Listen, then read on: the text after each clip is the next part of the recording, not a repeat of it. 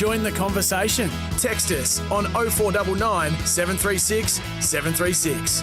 Live across Australia on SENTrack. Giddy up with Gareth Hall.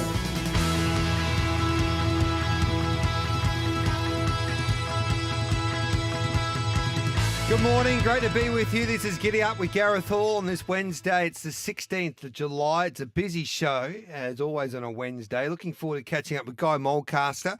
Guy joins me each and every week on our Breeding, Bloodstock and Banner podcasts that will be making sure that we go into full throttle with that particular podcast going forward. And Guy is the star of the show, so he will join me this morning. So he's always colourful, Guy Mulcaster. He's the man, of course, that was able to select Winks all those years back at the Magic Million sale on the Gold Coast in January. And he's Chris Waller's number one man when it comes to bloodstock. So looking forward to catching up with Guy. Will Johnson will also join us. Will's another young bloodstock. Well, he's not he's the captain's not young, I should say, but Will's a young man going places. He's been around for a little while. And he wrote an interesting opinion piece regarding having a levy on imported gallopers into this country, which has caused great debate amongst the racing participants. So we'll have a chat to Will. And then Peter Fitzgerald will join us. Looking forward to catching up with Pete.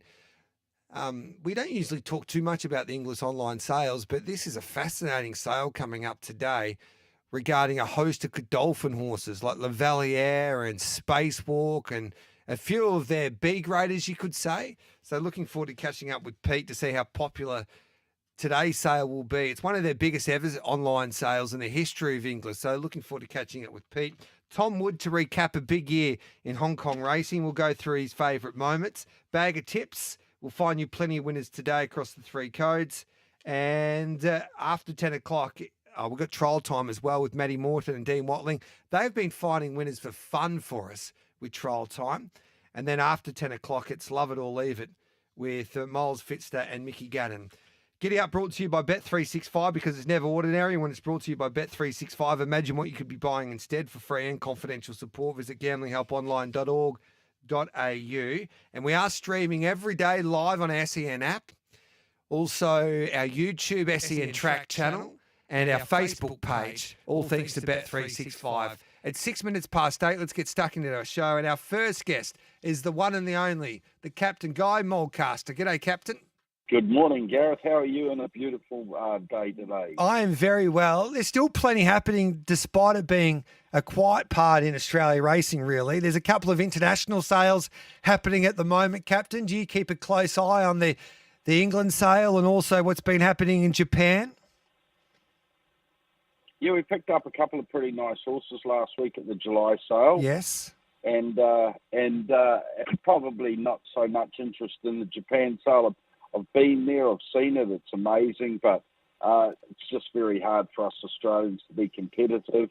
But, I mean, they've bought a lot of wonderful mares out of Australia over the last 20 years, and they sell very well, the progeny of those mares. But for us to be competitive, giving away half a year, it makes it very hard. So what did you pick up at the July sale, the famous July sale? Yeah, we got a nice maiden horse that had 3 starts. He got beat by a pretty good horse of the Aga Khans, and they came 10 lengths clear. Yep. He also got beat by a decent horse of Cormore's, and they came 5 lengths clear. And we paid 90,000 guineas for him, which I didn't think was completely out of the way in the scheme of things. So how do you go about this July sale? Are you always active? Is it harder these days? Explain that to us. We went through the catalogue and came up with about 50 horses that we put a bit more interest into, and then I managed to just put a couple out to clients and got a couple bought. So that was how it works, Gareth. But I mean, you're dealing with a catalogue of about 950 horses, of which about 250 or 300 won't turn up. Mm-hmm. And then I've got a man on the ground over there that goes and looks at them and sends me videos of them, and we see what they look like, and saves me traipsing all the way to England to buy 1 or 2 horses. What's your favourite international sale, Captain? Probably the Gold Coast one because I'm at home, Gareth. International, outside of Australasia, Captain. Did I explain myself? Well, Patterson. Oh, I just thought it's just.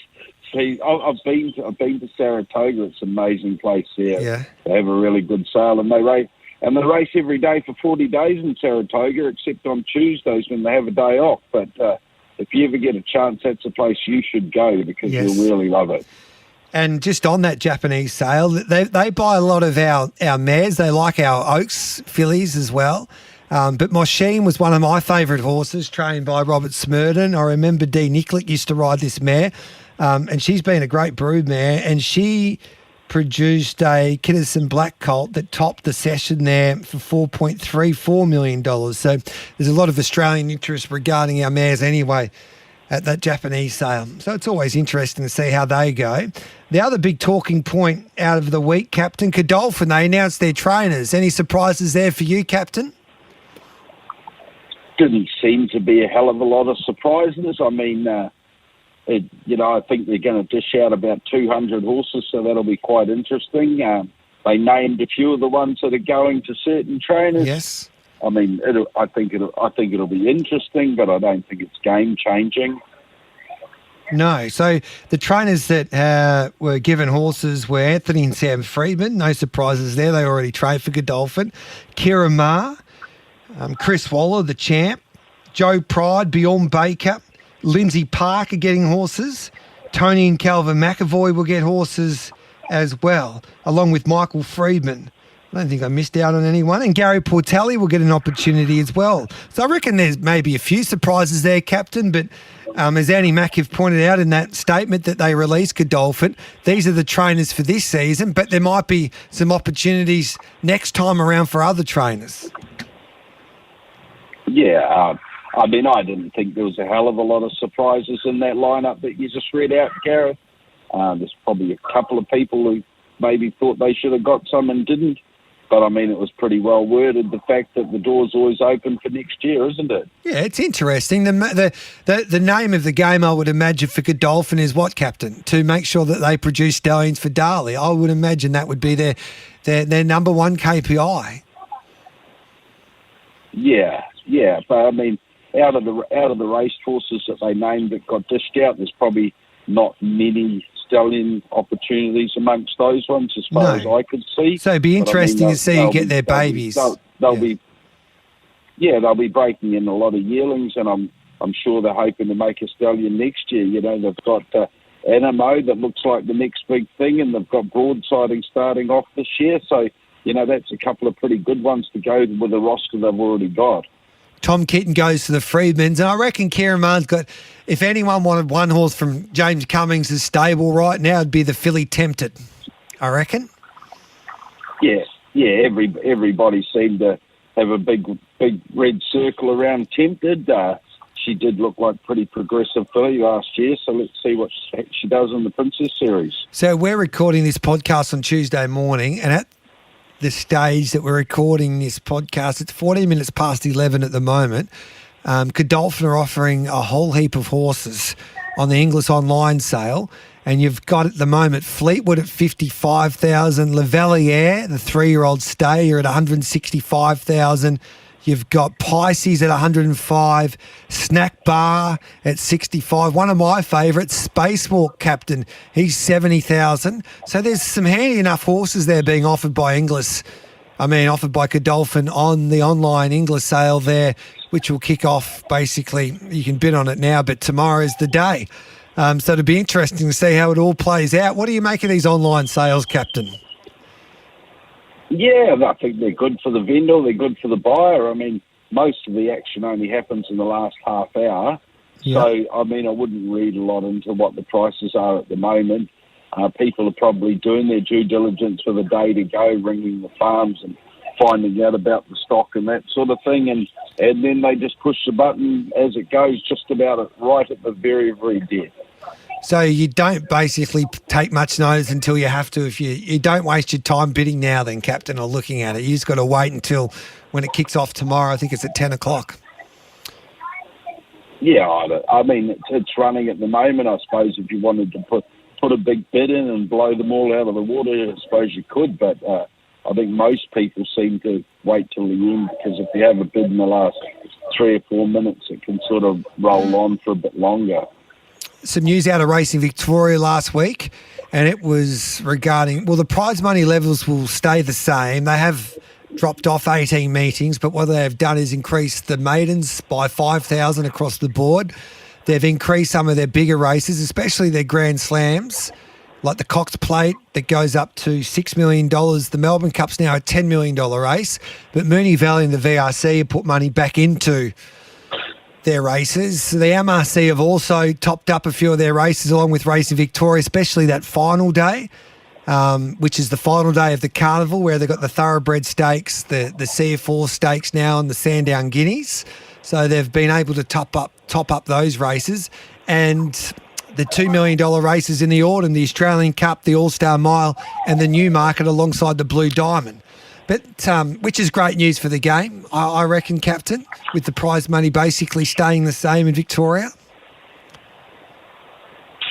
Yeah, I thought everything was very, very positive, especially the maidens and that sort of thing. But was there some sort of word that they were paying back to last in the Melbourne Cup? Correct. So last year, the Melbourne Cup, if you finished 12th, Captain, you won 160,000, yes. And then after 12th, so 12 to 24, you got nothing. And then it was $4.5 or $4.4 million to win the Melbourne Cup last year. This year, with the Cup going to $10 million, it's worth $4.5. So you only get an extra $100,000 for winning the Cup compared to last year. Your thoughts on that, Captain? Well, I think it's ridiculous. Why? Why would you give any money to 12 horses that are just getting in the way anyway? Yeah. You know, like, I mean, it's all very well saying it's a $10 million race, but the winner should be getting at least 50% of that money, and paying back to 10th was plenty. Paying back to last just seems ludicrous to me. Mm. Like, you're gonna be giving horses they're going to be 100 or 150 to 1 just running so that the blokes can get dressed up, get the members' tickets, go in the mounting yard before the Melbourne Cup and get something for turning up. It's like going to Wimbledon and getting knocked out in the first round and be happy. But Captain, isn't that the situation? Like, you'll get horses that will get into the Melbourne Cup and they might win, say, a golden ticket to get into the Melbourne Cup, and they might be 100 to 1 anyway. But the point of it all is that you're winning if you get into the Melbourne Cup. It's the Australian dream just to have a horse that can get into the race. There's always going to be 100 to 1 chances. There was a 100 to 1 chance that won it last year. Yeah. The Melbourne Cup's different to every other race, isn't it?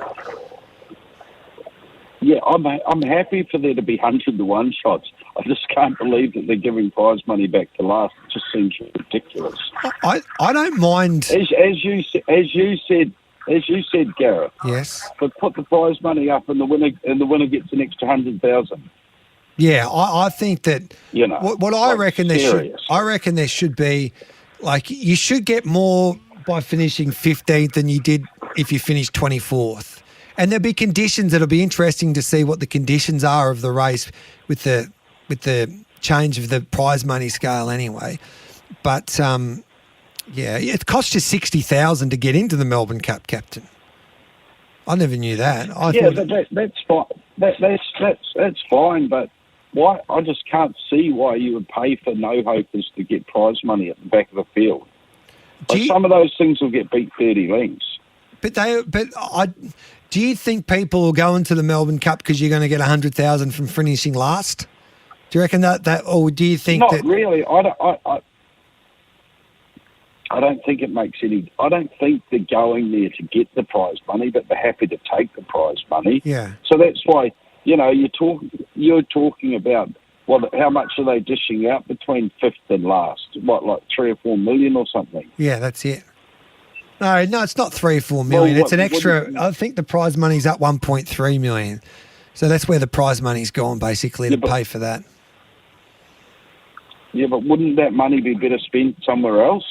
Well, the argument to that is, Captain, is that the 4 days of the Flemington Carnival takes up. Well, I haven't got the numbers at the top of my head, but it's about. I think it's 10% of the turnover for the year. Like, the Melbourne Cup is clearly the biggest turnover race by a fair bit compared to any other race in the country.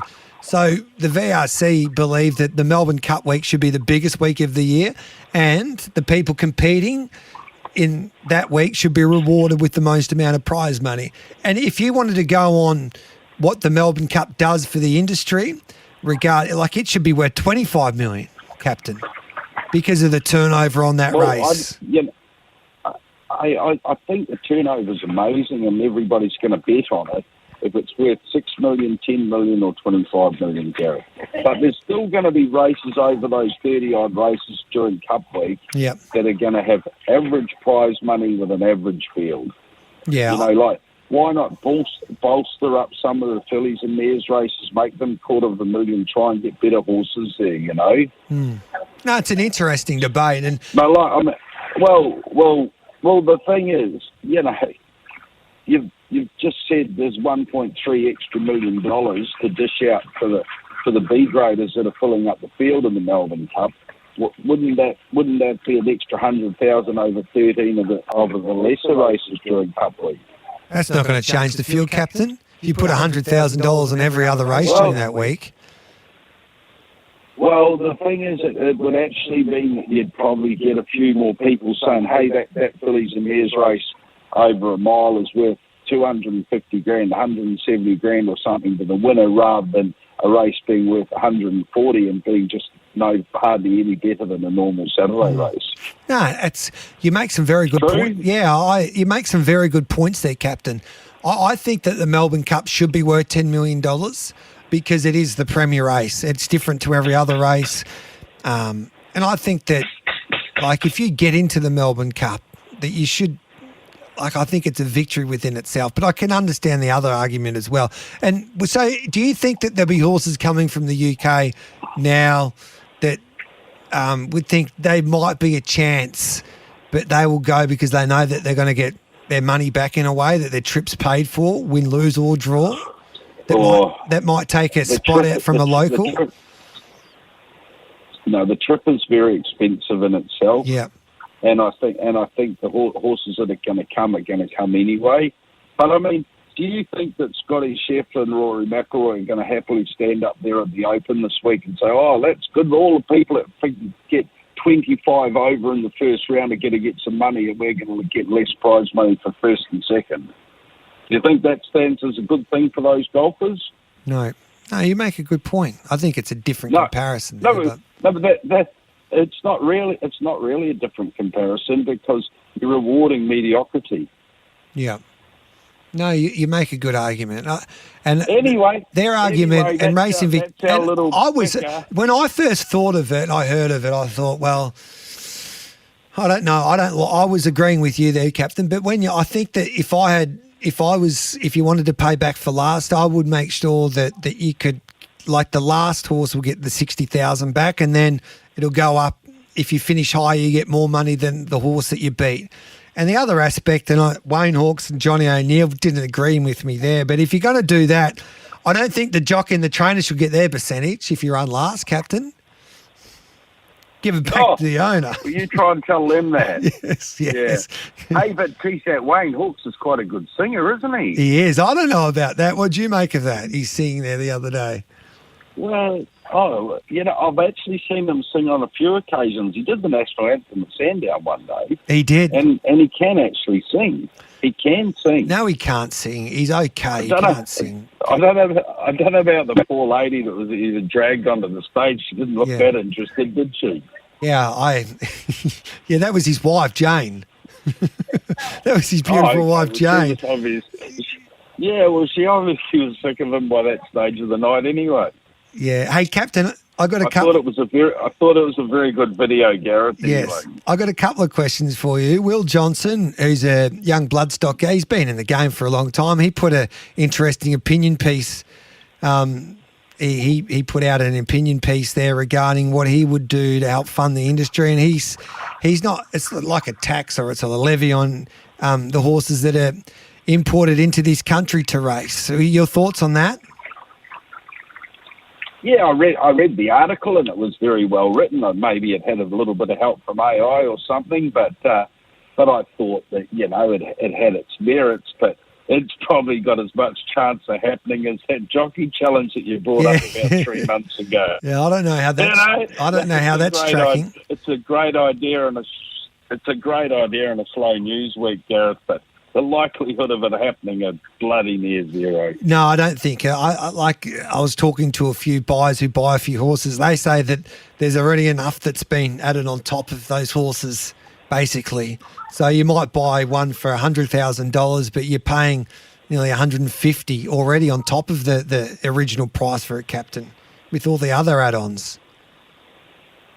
Yeah, and, like people only seem to look at the ones that turn out good. Everybody's got a few that didn't really make it in the background, some that come up with injuries before they've even raced, some that come up with injuries in their first preparation, Like you're talking about a lot. I think the way he spoke, there was like 140 or 150 horses imported to Australia every year, which is, quite a lot. And they're not all running in the Metropolitan Sydney Cup or the Melbourne Cup, are they? They aren't, Captain. Well, you were very good today. I'm enjoying your strong opinion since you've been on holidays. A lot of people have got in contact with me saying we missed you last week, but Captain seems to be a different man these days, which is good to hear, which is a positive Gareth, report, Captain.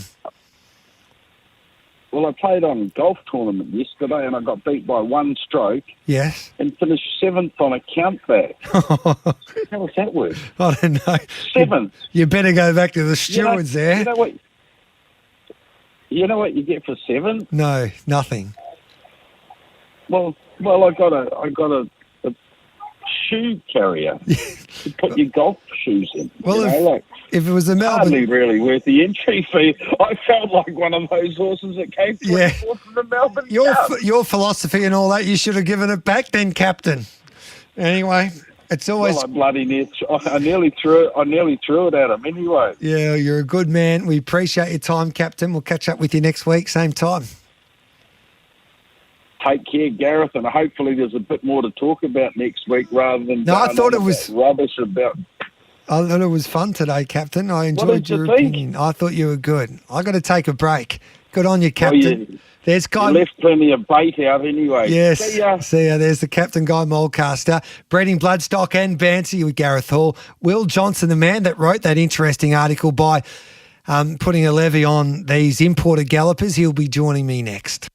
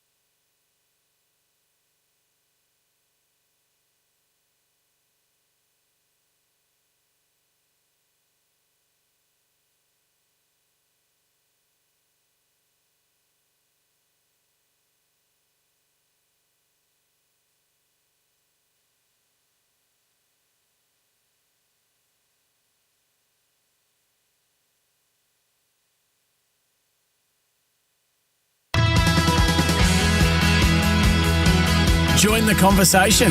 Text us on 0499 736 736. Live across Australia on SENTrack. Giddy up with Gareth Hall. You win some, you lose more. For free and confidential support, visit gamblinghelponline.org.au.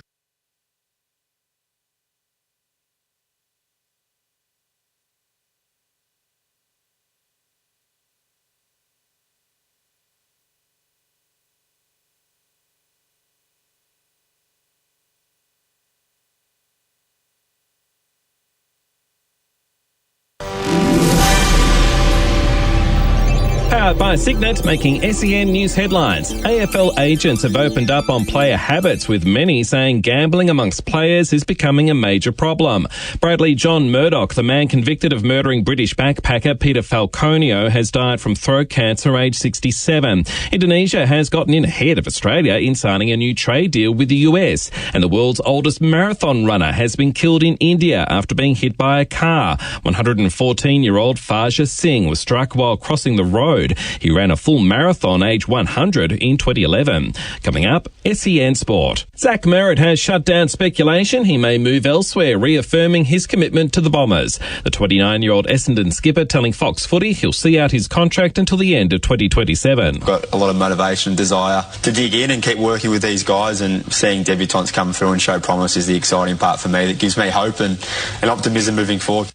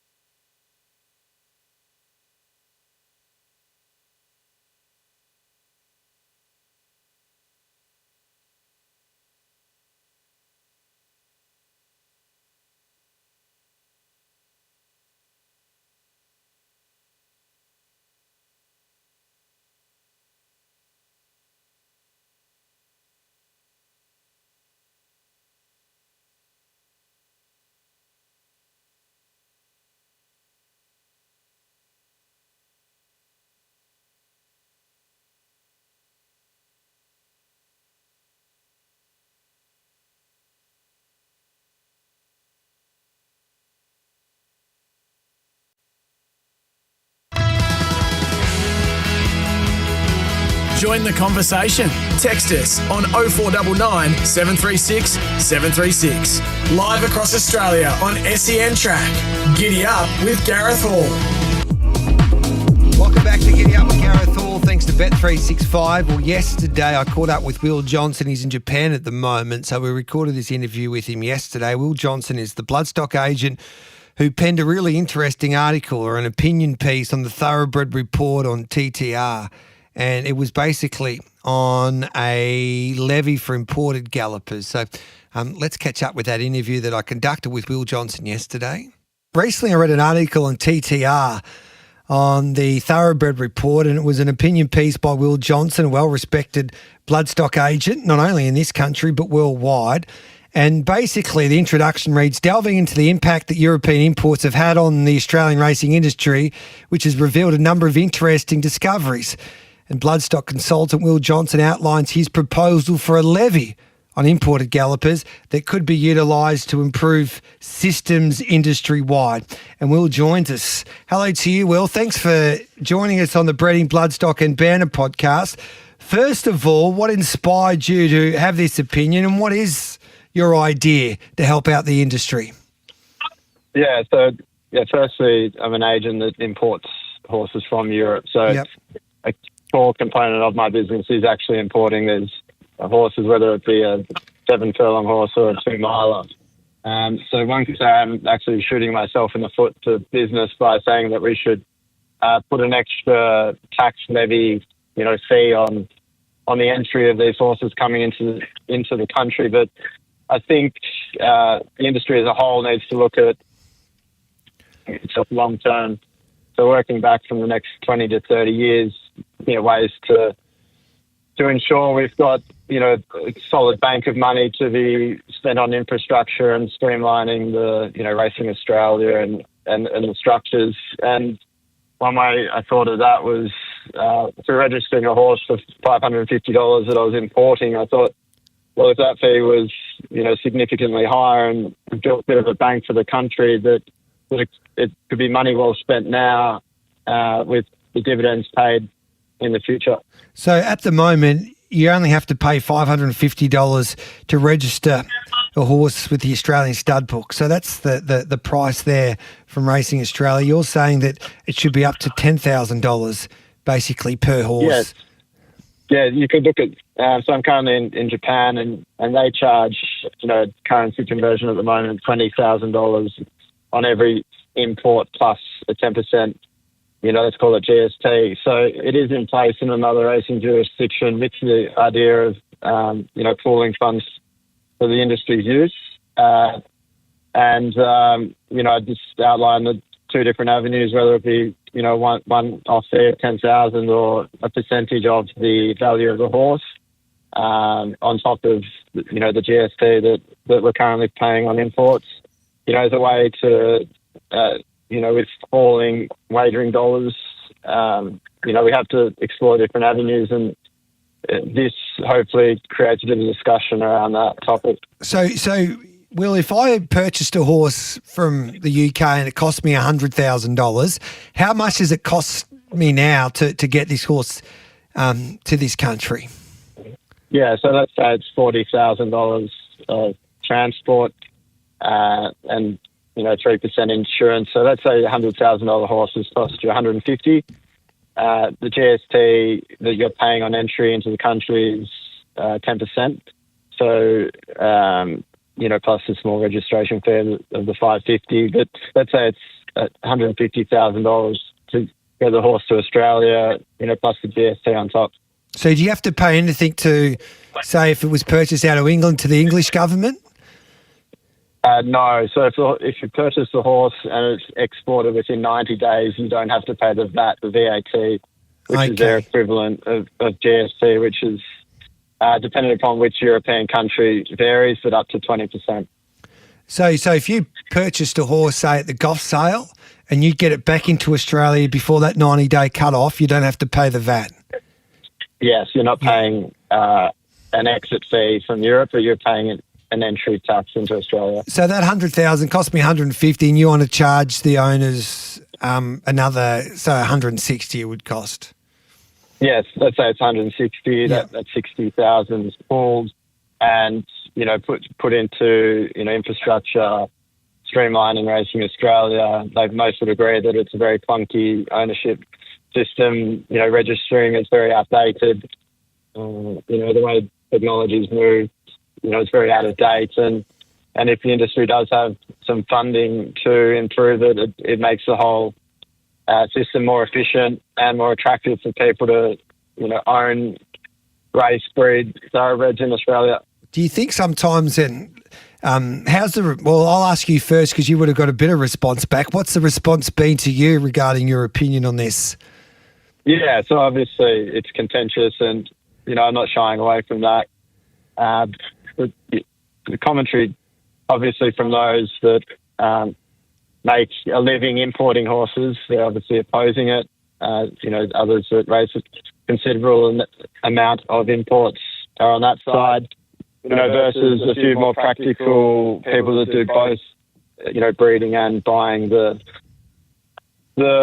foreign horses that can see the merit in it, to the breeder that, is obviously trying to protect the breeding industry here. But, I like to say I'm sitting on the fence between both. The breeding, I breed myself. I, have shares in mares, number of mares in different countries. And, feedback from all of my contacts overseas is, each country is facing significant headwinds. If you look at what's happening in England at the moment with the betting levy and the prospects that they're taxed more on every dollar gambled, they're in a dire situation. And fundamentally, I don't want Australia to end up like England. And if we're putting, some solid ideas and fleshing out how to future-proof the industry, then I think, we move forward with a lot of purpose and and confidence that we've got a strong product that can stand on its own 2 feet. What would your feedback be to Nick Williams, who read your opinion piece on this levy and said this is possibly the most stupid thing I've ever read, totally illogical. Nothing said makes any sense unless you're a local breeder, and frankly, they get enough free kicks. There are endless reasons this is a terrible proposition.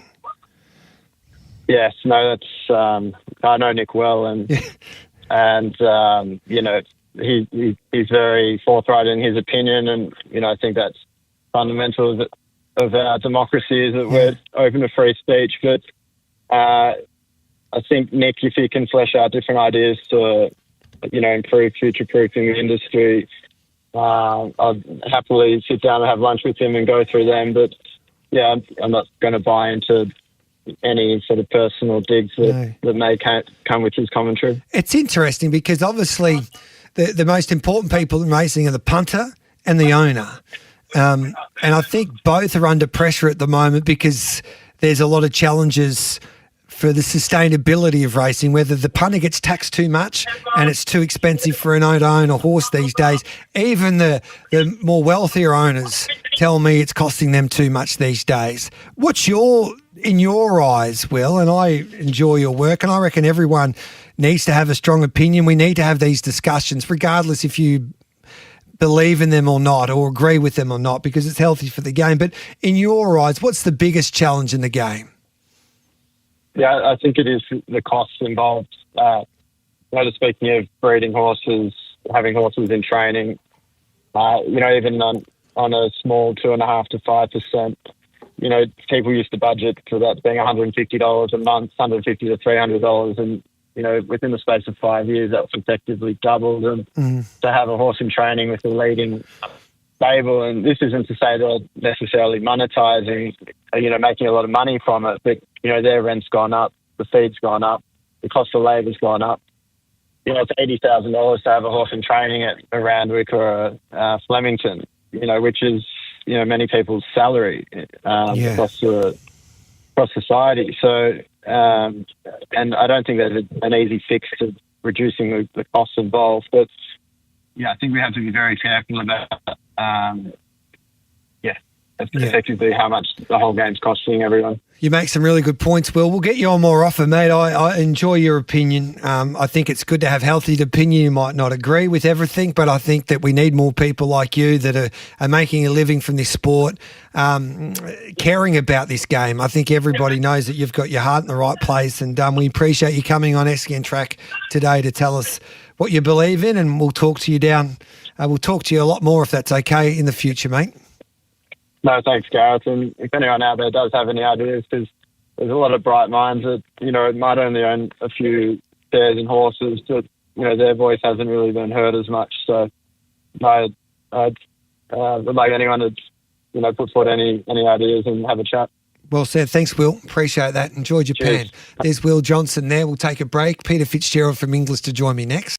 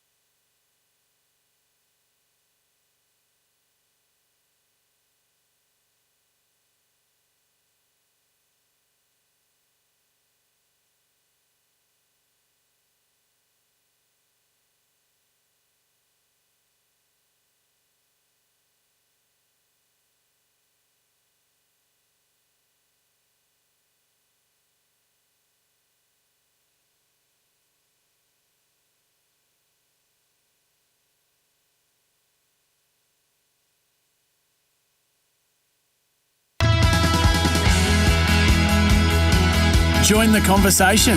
Text us on 0499 736 736. Live across Australia on SENTrack. Giddy up with Gareth Hall. This is Giddy Up with Gareth Hall. Thanks to Bet365. The English online sale will be fascinating today because a host of Godolphin, I reckon, with all due respect, it's fascinating because some of their B graders, which are very good horses, will be offered at this sale. And Peter Fitzgerald from English joins us now here on Giddy Up. Good morning, Pete.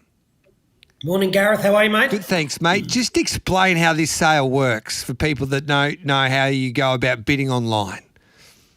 So we have them every twice a month, the English digital online sales, and it's really easy to bid. I mean, you literally, as long as you've got a phone or a computer or access to internet, it's like a yearling sale. In fact, you just have to have your credit pre-arranged, your finance pre-arranged, so you can't just walk in off the streets and put a bid in for $4 million in a wings filly, et cetera, et cetera. You've got to have some cash organised by the finance team. Yes. And then you literally just click a button where it says bid now. You get a text message or an email back saying you are the leading bidder. You will then get another one back if someone bids above you to say you're now not the leading bidder. So you go in again and you click again, and it's just literally a click off effectively. So until the last person's done. So Captain Guy Mulcaster was on this morning. He was telling us that all the action happens in the next this auction will start at 10 o'clock, the online auction, and all the action, if you like a horse, will happen within a couple of minutes. Is that right? That's right. So the bidding opened at 3 o'clock on Friday afternoon, but as Captain said, most of the main action might not happen to the last 60 seconds, sometimes the last 10 seconds. There's some bidders who literally will wait till the last 1 or 2 or 3 seconds before clicking the button, and every time a bid's placed, an extra few minutes jumps on. So then, there's time to be alerted that you've been outbid, or been alerted that you are the leading bidder, and you have time to think. You get a couple of minutes to think. You go, well, I go again, and every time a new bid's placed, the bidding extends by another couple of minutes, and so on until the last bid's placed. But as you said, the bidding opened on Friday afternoon, and Lavaliere, for example, one of the Godolphin horses. Yes. In this sale is at the base 5 minutes ago was at 250,000. Correct. That's kind of early in a weird way. I know it's been open for 4 days and there's only an hour to go, an hour and a half to go. But I think you'll find that a lot of the action on all these horses, not just the Godolphin draft, will really start to fire up from 10 o'clock this morning when all the action officially begins. So Pisces and Lavaliere around that 250 quote, will they go? Is that a good sign for Sheikh Mohammed, thinking that he might get I don't know. What's your expectation on how much those horses will get? I've got about a minute here before I have to take a break, Fitzy, but then we'll regroup after the news. That's okay. I mean, they're obviously both very different horses. Yeah. You look at, Lavaliere, last 2 runs, third in a South Australian Derby, fourth in a Queensland Derby. So, he probably screams Hong Kong to me. He probably screams, 4-year-old series next year. Yeah. I think that he's going to be very popular, as all Derby runners or winners and places and good runs in Australia have been for years. If you run a good race in a Victorian Derby, a Queensland Derby, South Australian Derby, and you're a 3-year-old gelding, the phones do generally run hot from Hong Kong. So not to say he's going to end up there, but I haven't had a look to see actually, where the action is coming from. But I think he's probably, possibly at least down that path, whereas a horse like Pisces, we'll stay with Pisces. I'll come back and we'll talk about Pisces Lavaliere. I've got to take a break, then we'll come back, and after the news we'll continue our discussion with Inglis's number one man, Peter Fitzgerald.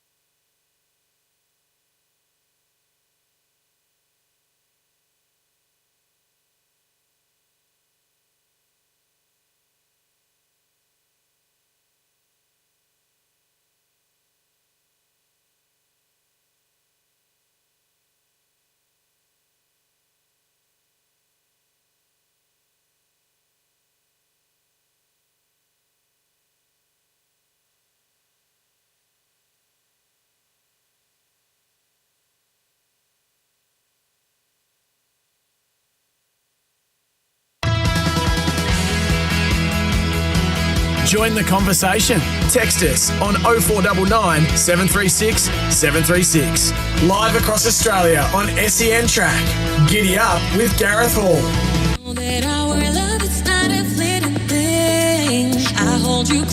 Welcome back to Giddy Up, 0499 736 736 to join our conversation. Love it or leave it coming up in that last hour. Miles Fitzner is back along with Mickey Gannon. Looking forward to discussing some of the hot topics in the sport of thoroughbred racing. And we'll find you some winners in the middle part of the next hour as well, after we finish our conversation with the English superstar in Peter Fitzgerald, talking about this intriguing online sale with a host of Godolphin tried horses there this morning. That sale will start to heat up in just over an hour's time. So Fitzy to continue on with us straight after the 9 o'clock news. We'll find you winners with bag of tips as well in the middle part of the show in the next hour here on Giddy Up.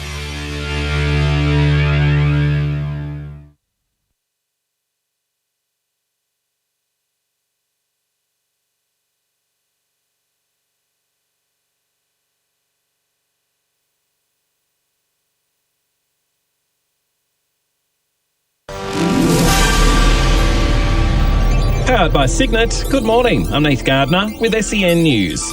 A new survey has revealed growing concerns among AFL player agents, with more than 76% saying gambling is a problem within the playing group. Over half also flagged drug use as an issue, highlighting off-field challenges facing professional footballers. The findings by Code Sports come amid calls for stronger support systems and education around player well-being. Notorious outback killer Bradley John Murdoch has died aged 67. He was found guilty of murdering British backpacker Peter Falconio in 2001 in the Northern Territory. Murdoch, who died from throat cancer, has never revealed the whereabouts of the backpacker's body. More concerns are being raised about the nation's childcare sector, with claims that sleep safety standards aren't being consistently followed. 3 infants have reportedly died during sleep or rest times at childcare centres since 2021. Red Nose Australia CEO Amy Cooper says regulations require early childhood providers to have safe sleep policies. Red Nose is deeply concerned that even after 4 years, this recommendation has yet to be fully implemented across family daycare, and the continued delay puts lives at risk. And over 8,000 Aussie cabbies have scored a $272 million payout from Uber after a 5-year legal battle in one of the biggest class action wins in Australian history. Drivers claimed the rideshare giant wrecked their income and licence values. Up next, SEN Sport. The Dockers say midfielder Andrew Brayshaw should be right for Sunday's game against Collingwood after needing 10 staples in his head following a clash with a teammate last round. And the West Indies are calling in past batting legends Sir Clive Lloyd, Sir Viv Richards and Brian Lara to help address its batting woes after the shocking collapse that saw the side bowled out for 27 against Australia.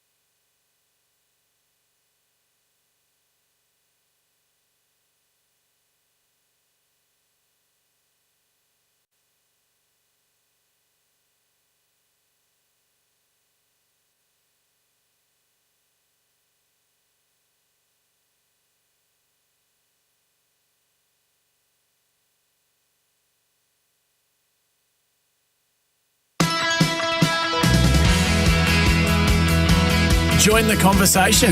Text us on 0499 736 736. Live across Australia on SENTrack. Giddy up with Gareth Hall.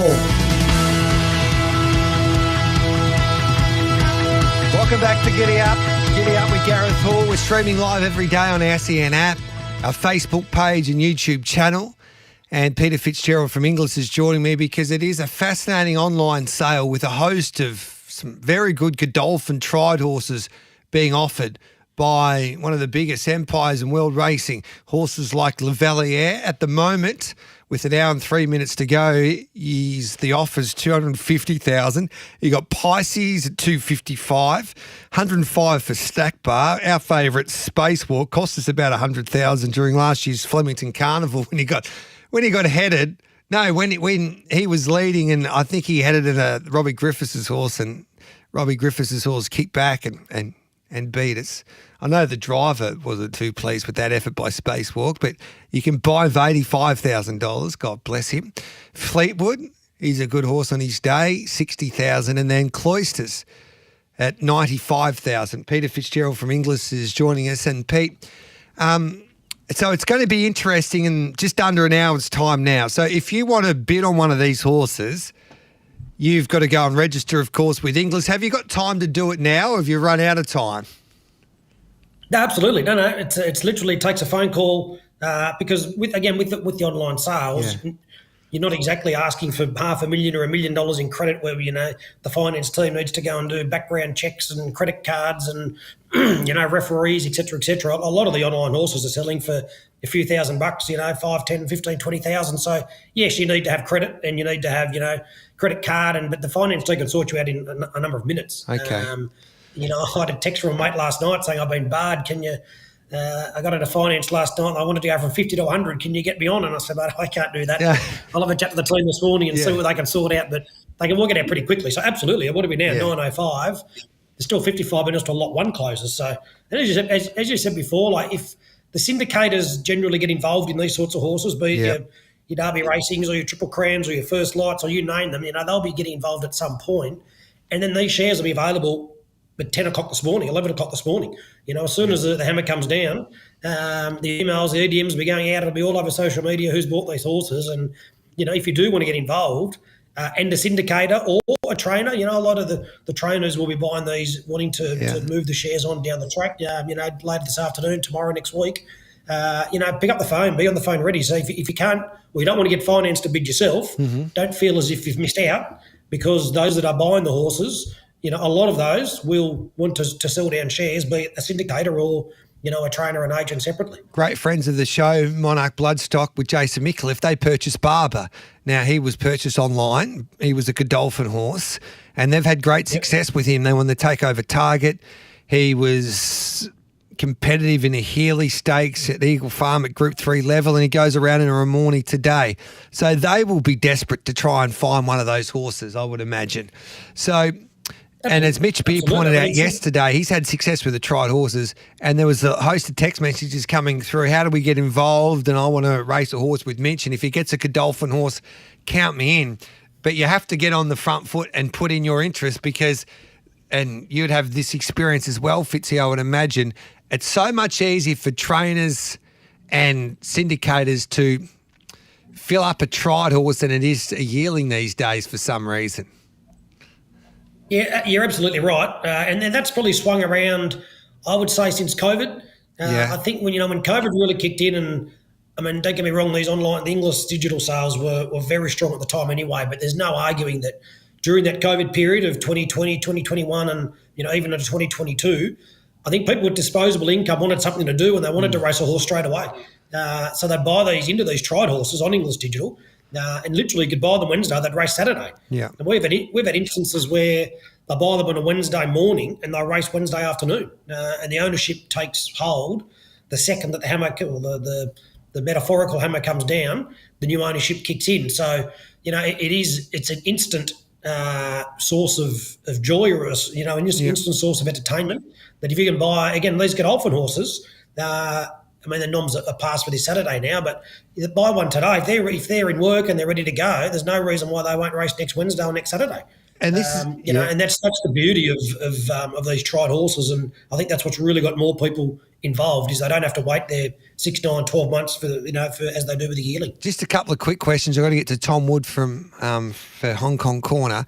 So there's a question coming through from David saying, if I want to sell 10% of my horse that's racing currently, can I do that online?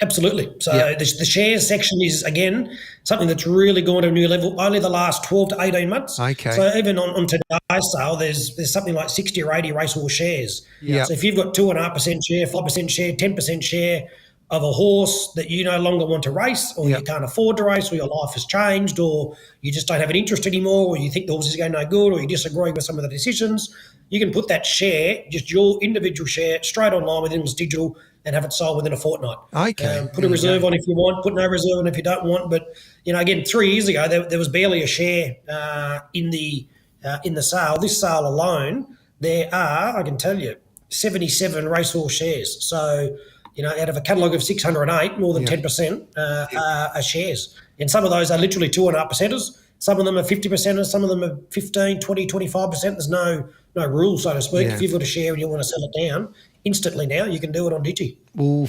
be fascinated to see what happens with that sale today. We'll be keeping a close eye on it straight after 10 o'clock. Fitzy, we appreciate your time here on Giddy Up. Just before I go, Yes. Did Billy Joel's team reach out to Wayne Hawkes following that video we all saw a couple of days ago? They should have. They should have. Don't give him any type of motivation to try and do that again. And I was listening to Wayne Hawkes from the Hawkes racehorse training family. Yeah, that's Lee Matthews, who was giving him credit as well the other day for his opinion about football and horse racing. So there you go. I wouldn't say I'm giving you much credit, that's for sure. Yeah, good on you, mate. Thanks for that, Fitzy. Appreciate it. Cheers, Gareth. Bye, mate. Great to catch up with Peter Fitzgerald there. Louis, we're going to go to a break, or we'll go to a break and Tom Wood will join us next.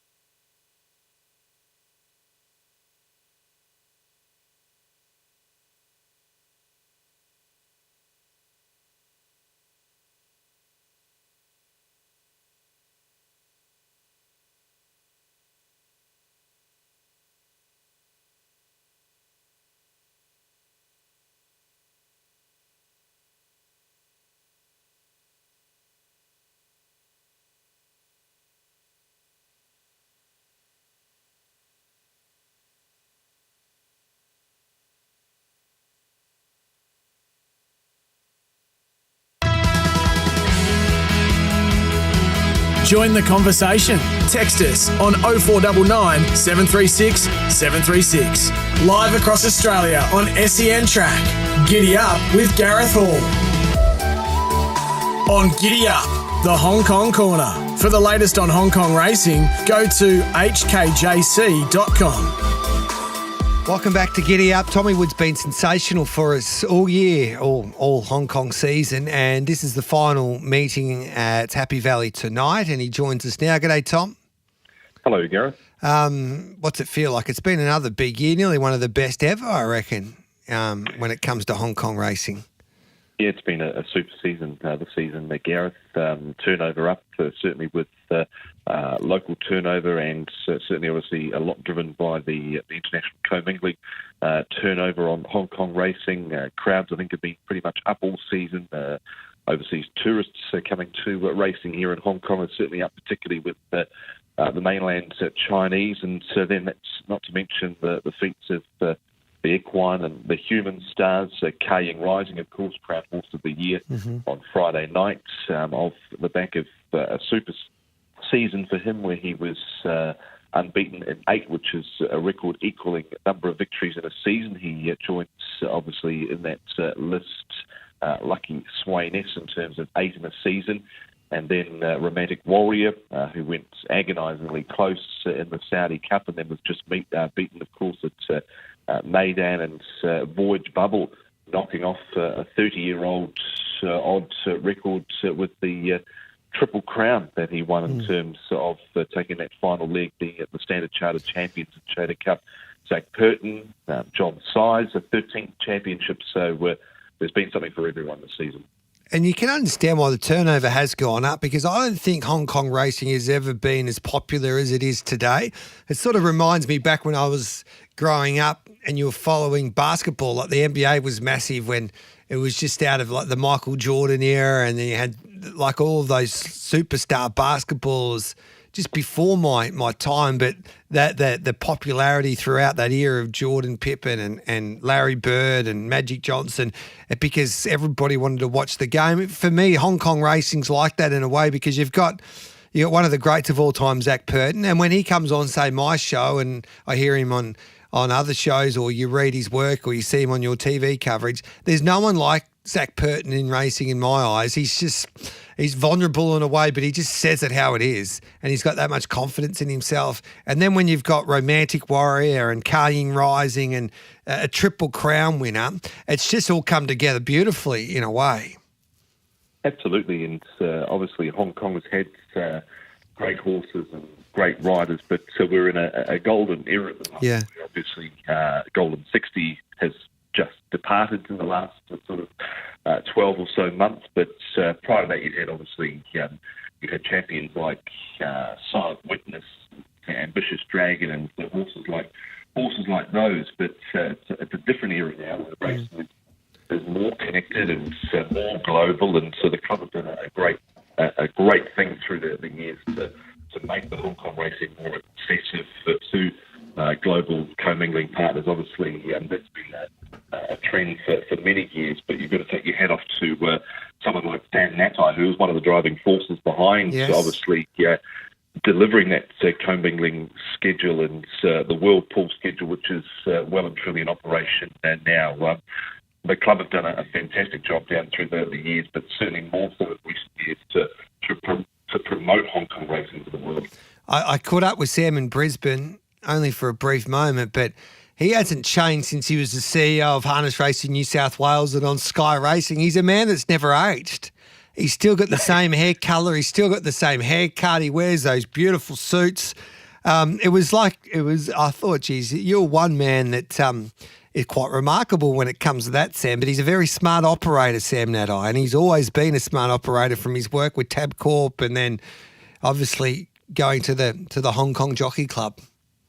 Yeah, there's probably not many people that are listening to this show now that obviously know where Sam Natai's ended up. But no, he and his obviously business operations team through that come under the racing wing here in Hong Kong. They do a superb job to market Hong Kong racing on the global stage. Well, if you had a vote, would you have gone Ka Ying Rising, Tom? Or you did have a vote?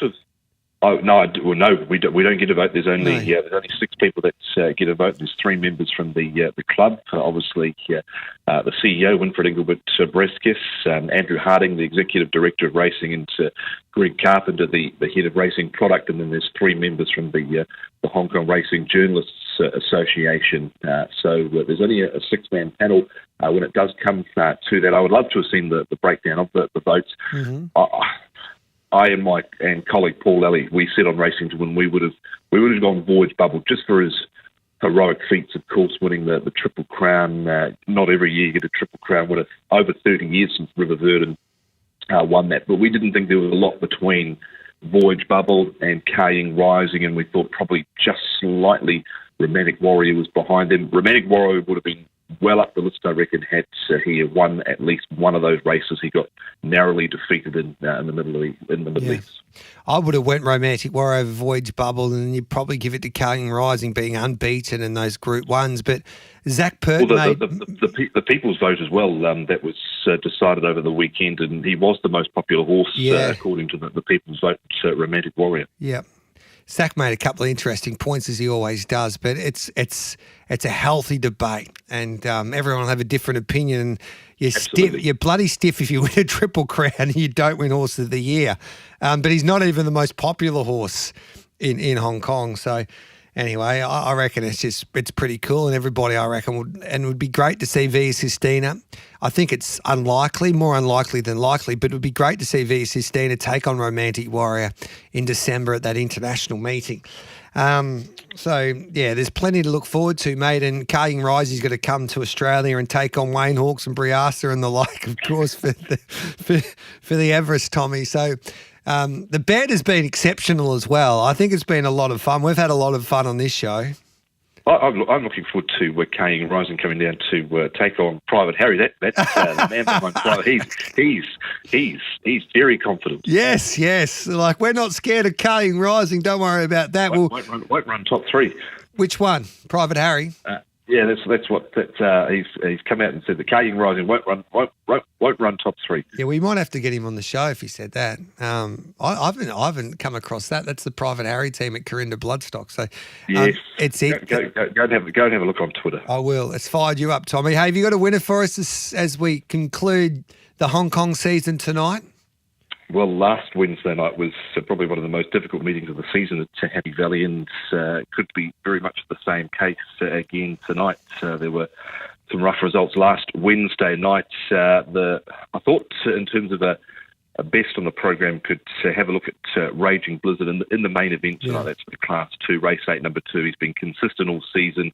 Hugh Bowman's riding. He's celebrating a birthday in the last couple of days. He's off to ride in the Shergar Cup, of course, over the off-season too.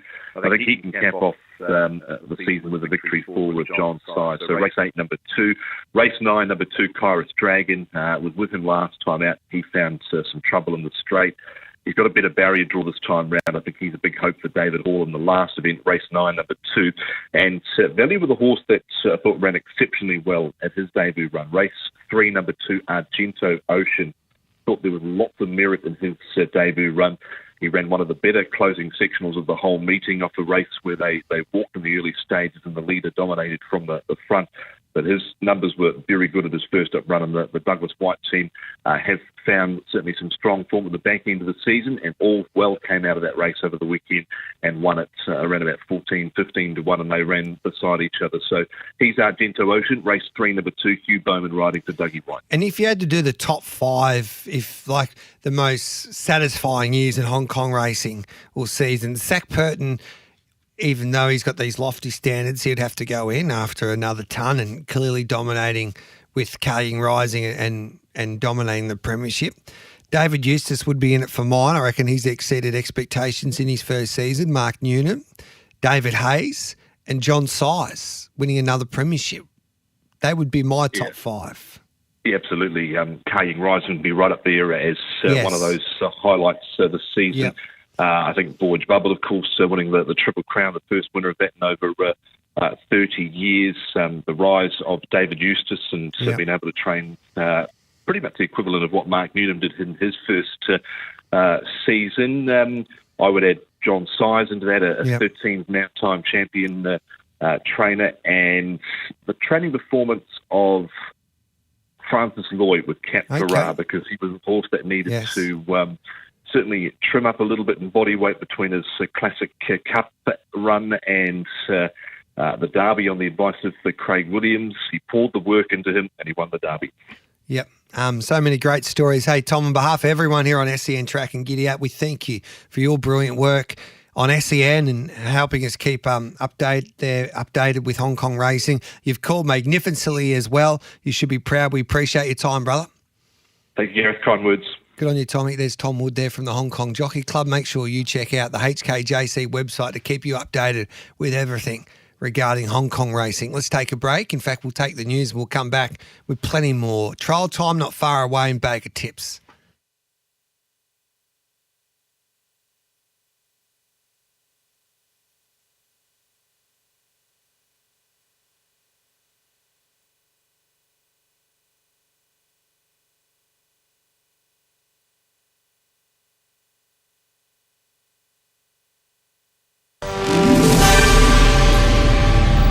Powered by Signet, making SEN news headlines. AFL agents have opened up on player habits, with many saying gambling amongst players is becoming a major problem. Bradley John Murdoch, the man convicted of murdering British backpacker Peter Falconio, has died from throat cancer aged 67. Indonesia has gotten in ahead of Australia in signing a new trade deal with the US. And the world's oldest marathon runner has been killed in India after being hit by a car. 114-year-old Faja Singh was struck while crossing the road. He ran a full marathon age 100 in 2011.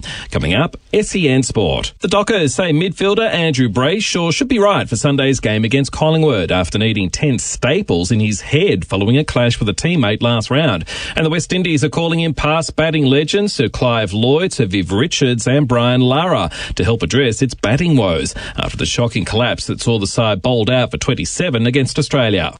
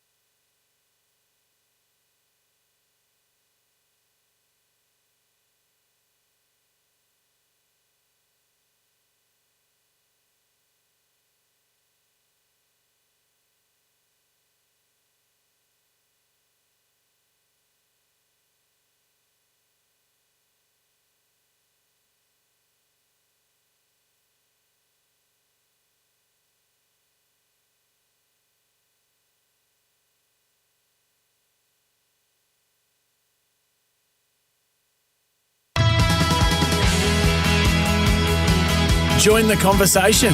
Text us on 0499 736 736. Live across Australia on SENtrack. Giddy Up with Gareth Hall.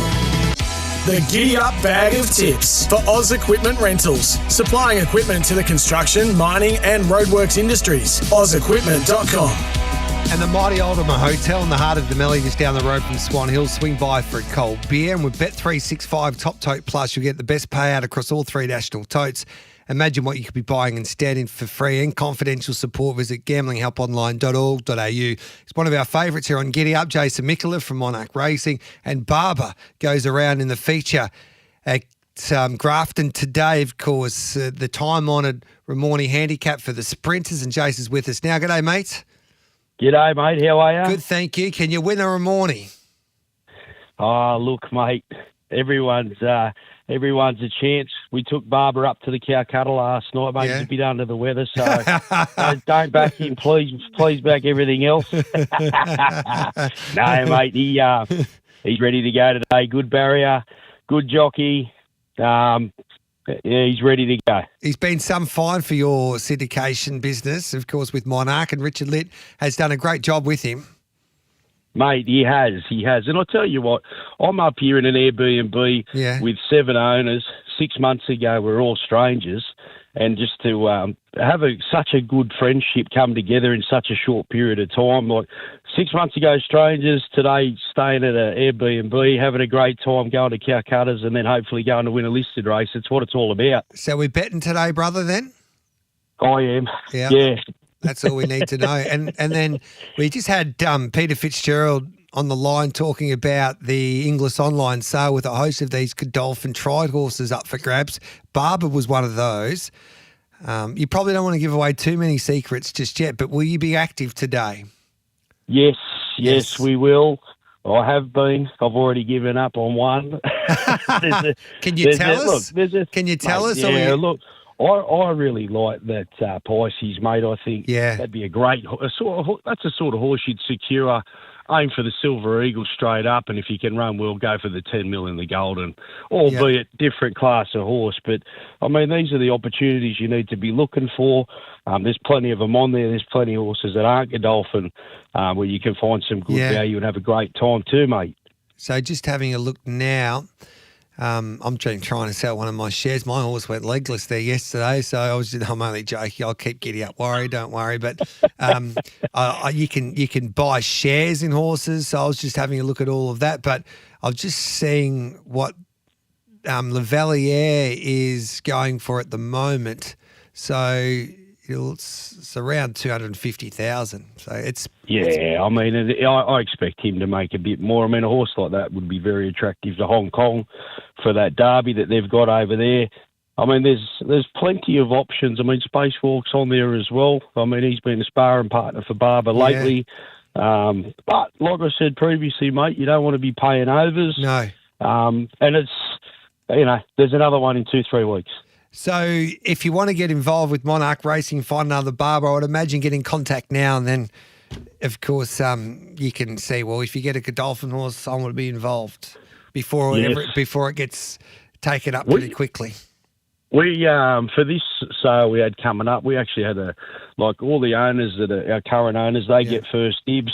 They've supported us, so we go to them with a bit of a plan, give them an idea of what we're trying to achieve, and we've already got a horse pre-sold. So should we be successful today, you just got to get in, join the community here at Monarch Racing, and come on the journey, and you get great opportunities come up like Barbers, and you're the first to know. Good on you, Jace. Appreciate your time. Good luck today in the Ramornie. Go and get them. Thanks, mate. Giddy up, Barber. Giddy up, Barber. There's Jace Mikulev from Monarch Racing with Barber, one of the big chances for Richard Litt in today's feature race at Grafton, the famous Ramornie Sprint. Now, let's catch up with Mickey Gannon. Hello to you, Mickey G. G'day, G. Good to be here. Help us back a winner today in Sydney, or you might have one in the Ramornie. Well, nothing in the Ramornie as such, but we'll kick off in Sydney. We did the midweek, what would you call it yesterday, the masterclass, G. Yes. I found another one for us. So we'll go to Kensington, race 7, horse number 9, Lady Boss. Gains the services of Adam Hieronymus. First time for the good draw. Just to roll forward, I think we give a sight, so I'm pretty keen to back this horse, jumping back from a benchmark 78 here to the midweeks in a 72. I think that Lady Boss can get the job done. And we're getting around $4.40. Had her rated $3.30. So that's definitely a bet. Race 7, number 9, Lady Boss. And recapping yesterday, race 4, number 1, Hasty Honey. It was the other one, G. I think it was a 2-horse race between Hasty Honey and Bella Corazon. So you probably back both those two, or bet your Quinellas, however you like, with the exotics there, G, with 365. But race 4, number 1, Hasty Honey being the other. And I've got one for you at Grafton as well. Yes. We'll go to race 2, horse number 2, Chief of Staff, former Chris Waller trained galloper, one of these horses that would have been purchased off English Digital. And Matty Dunn gets his hands on this horse here. Looks well placed. It's probably a 2-horse race, I'd say, between Chief of Staff and Ziggy Rose. And Ziggy Rose is going to be out the back in a slowly run race. So I think Chief of Staff rolls forward. A bit of intent there early with Aaron Bullock aboard, and then gets the job done. Race 2, number 2. Looks to play today, and look, I think Barber will be very, very hard to beat in the feature race up there. Be remiss of me probably take that horse on. Yeah. I have done the race. I thought Tribeca Star's probably the horse that did represent a bit of value as well, but that value is now gone. I think we spoke about it yesterday. So Barber on top in what's going to be a really good Ramornie. Good on you, mate. Thanks for that, Mickey. Catch up with you a little later on. Thanks, Steve. There's Mickey Gannon. Dean Watling from deanwatling.com joins us. G'day, Dino. Morning, G. How are you? Good, thank you, mate. We'll start with your tips on the Kensington track at Randwick today.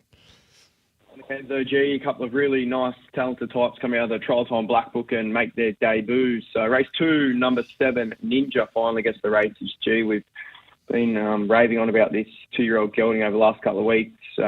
Really well-bred, fun and out impulsive, 2 smart trials. Has missed a kick in both trials, but I'd suggest they'd be nice and aggressive from the inside draw today, G. It is a good race, Grand Prix, Melanite, and obviously Tuscany are in the race, but Ninja looks one out of the box, and I'm always happy to trust Michael Freeman with these juveniles. So we kick off race 2, number 7, Ninja, G, and then we look to go back-to-back. Race 3, number 5, Custom, is the bet in race 3. I think it's rock bottom odds now, G, but I think they'll back the 1 beside the Ocean and the 6 Fairway to Heaven. So what we're going to do is just bet late there with Custom, or we can lock in now on Bet365G and get the odds boost protector. So I think Custom, race experience edge, really sharp trials, and look to have a little bit more tactical speed this time in. So I think race 3, number 5, Custom rounds out the plays there, G. We'll go Ninja our bet boost. We'll go Ninja our bet boost today. I like that, All G. right, then. Number 1 seed out of our top 5 last week. Beautiful. You've been dominating with your top 5 seeds. So Ninja, we'll get Zachy Tunbridge with Bet365 to make that our boost. What about at Grafton today, mate? I haven't had a chance to look, G, but Okay, I there you just go. got our great mate Mickey Gannon tipping something up. So he's always across the board, those country Beautiful. meetings. And I'll Grafton Cup days at tomorrow. I think the Cup's tomorrow. Tomorrow the Today. Cup. Yep, we've got the morning Yeah, today. awesome. Good on you, Dino. We'll catch up with you a little later on for trial time. Looking forward to it, G. There's Dean Watling there. It's 9:37. We'll take a break. Mitch Lewis, Chris Nelson, not far away as we continue on Bag of Tips.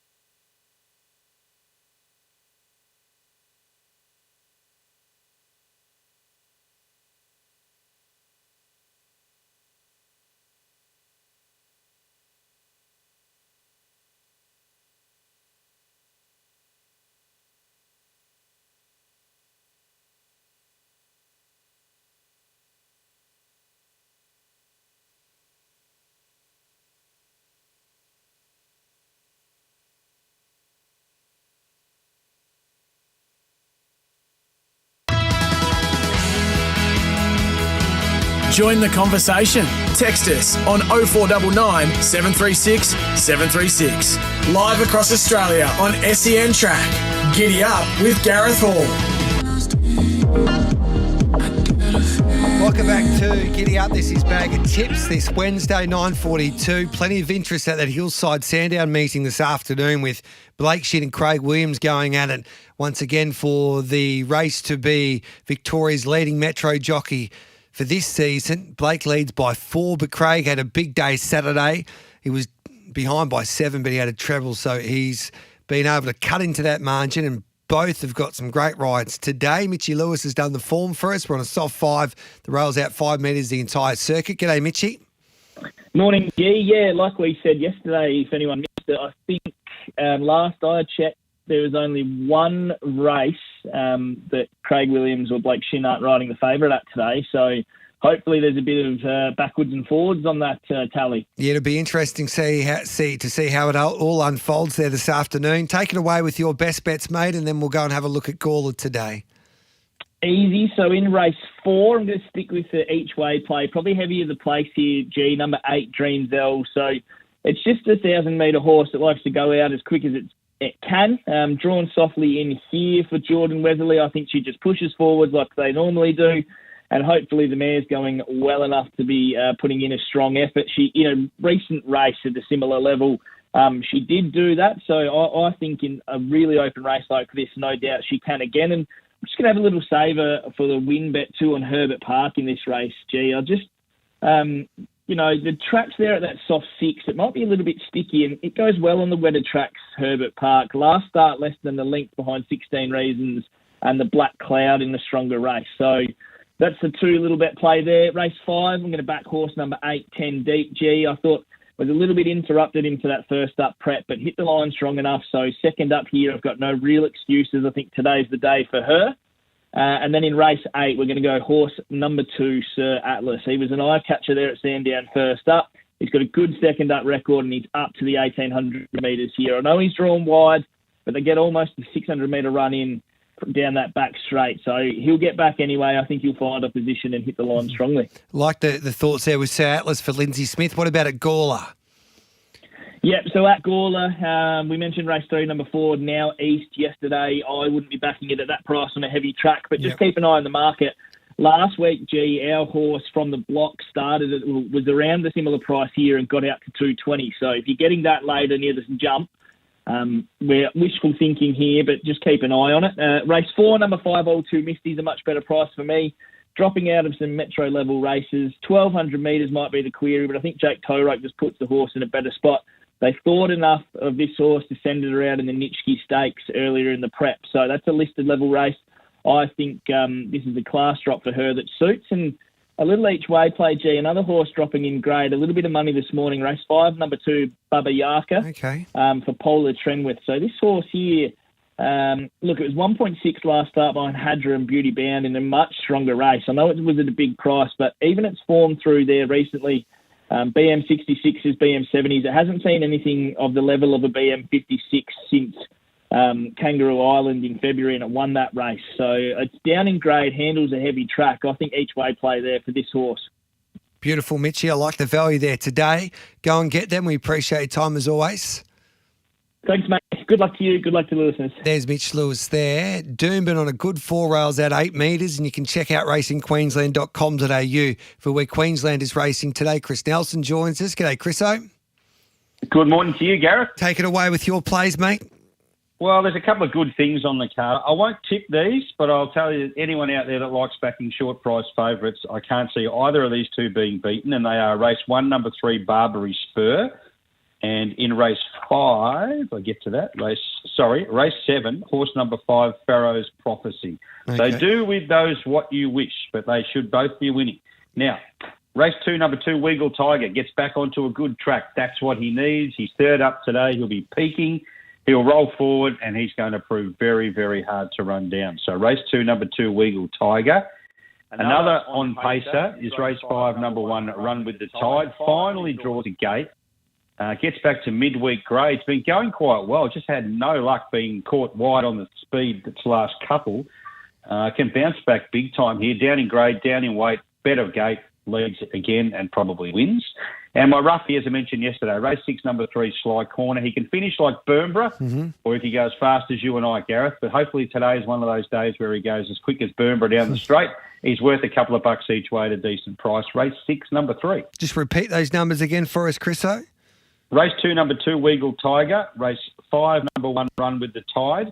And race 6, number 3, Sly Corner each way. The 2 morals on paper, race 1, number 3, and race 7, number 5. Love your work. Thanks, mate. Thanks, Gareth. Have a good day. Same to you. There's Chris Nelson. Tune in to Racing WA TV on 7plus and racing.com, your ultimate destinations for everything racing in the West. We're at Northern this afternoon. And Pete Anthonys joins us. G'day, Pete. Yeah, g'day, Gareth. 8 races, soft 5. How do you think this track will play? And then your specials, please. Look, suspect it will probably suit those horses finding the mid to wide lanes there at Northern. We see as soon as the rail goes out there, it seems to favour those horses who can find the better part of the straight. So looking for horses on speed who get that first opportunity. Race 6, number 6, nicely played. Only bet of the day for me. Black odds are good. Basically, this filly put together some ratings last preparation. If she produces anything along those lines, she should be winning and winning pretty comfortably. So, look, Luke Fernie's first up, no trial. That's pretty typical for the camp. Chris Parnham's on. He should have a few good siders by this stage of the day. So, yeah, pretty keen on race 6, number 6. Nicely played. It's the day that C. Parnham hits back against W. Pike. Geez, he's got some nice rides today, Chris Parnham, and hopefully nicely played as one of those. Good on you, Pete. Cheers, Gareth. Great to catch up with Pete Anthonys there. Visit loveracing.nz for all of your New Zealand racing news and form. Butch Castles joins us now. We're at Avondale today. G'day, Butch. G'day, how you going, Gareth? Good, thanks, mate. Take it away with your specials, please. Yeah, we'll go race 3, number 12, Unwritten. This one for Donna Logan. Trial winner here recently. Had money, 750 into 550, and I just think on the strength of that trial, be hard to beat. Donna's team going well.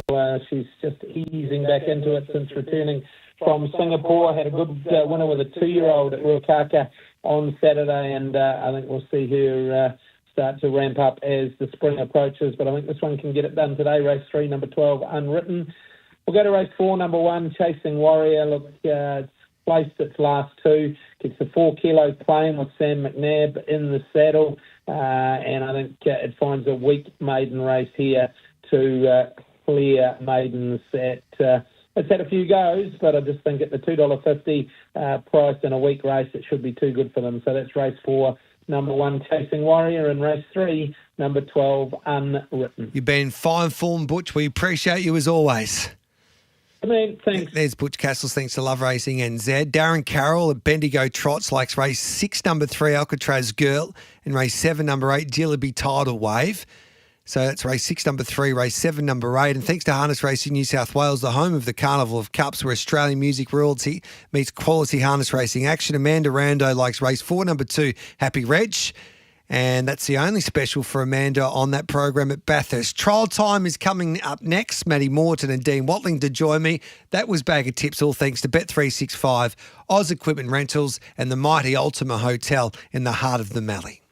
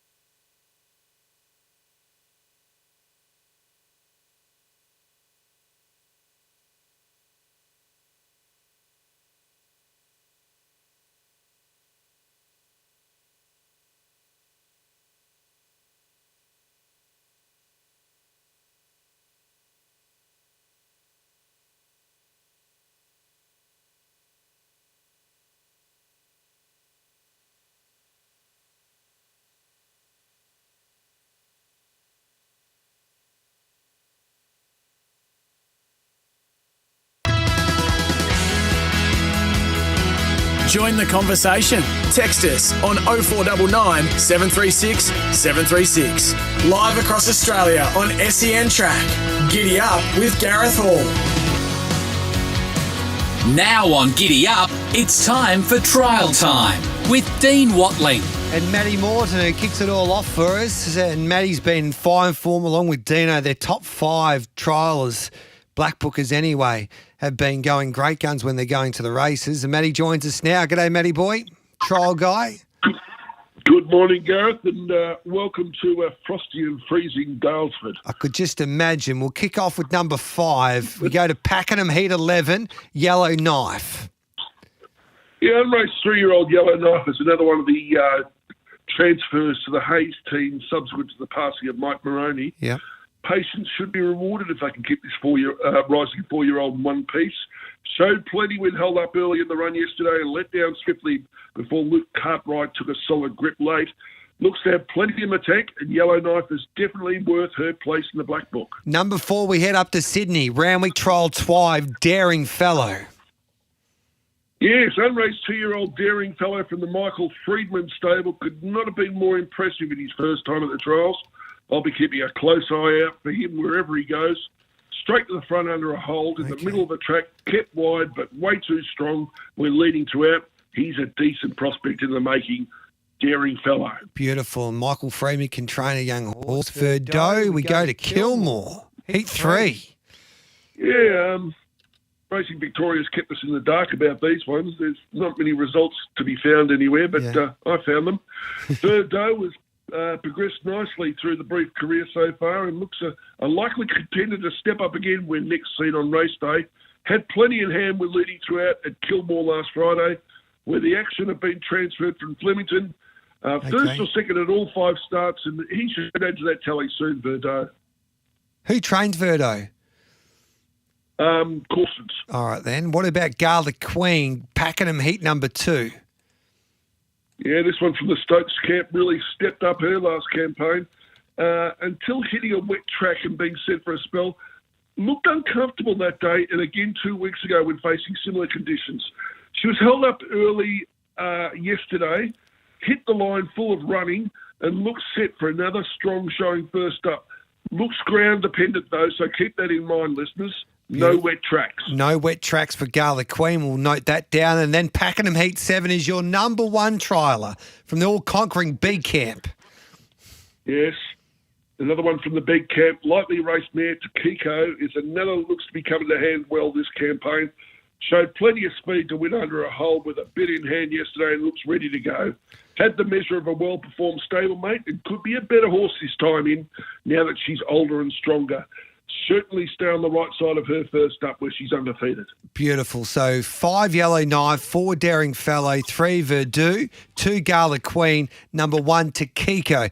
Matty Morton, trial guys, top 5 trialers in his black book. 30 seconds, any winners, Matty? Absolutely. We've got a few from the black book today. Race 2 at Sandown, number 9 Exit. Race 6, number 4 Just a Deal. And a couple for the quaddy. Well, just wait there. I'll come back after 9 o'clock, brother, and I'll get or 10 o'clock, and I'll get those tips so everyone can get them down.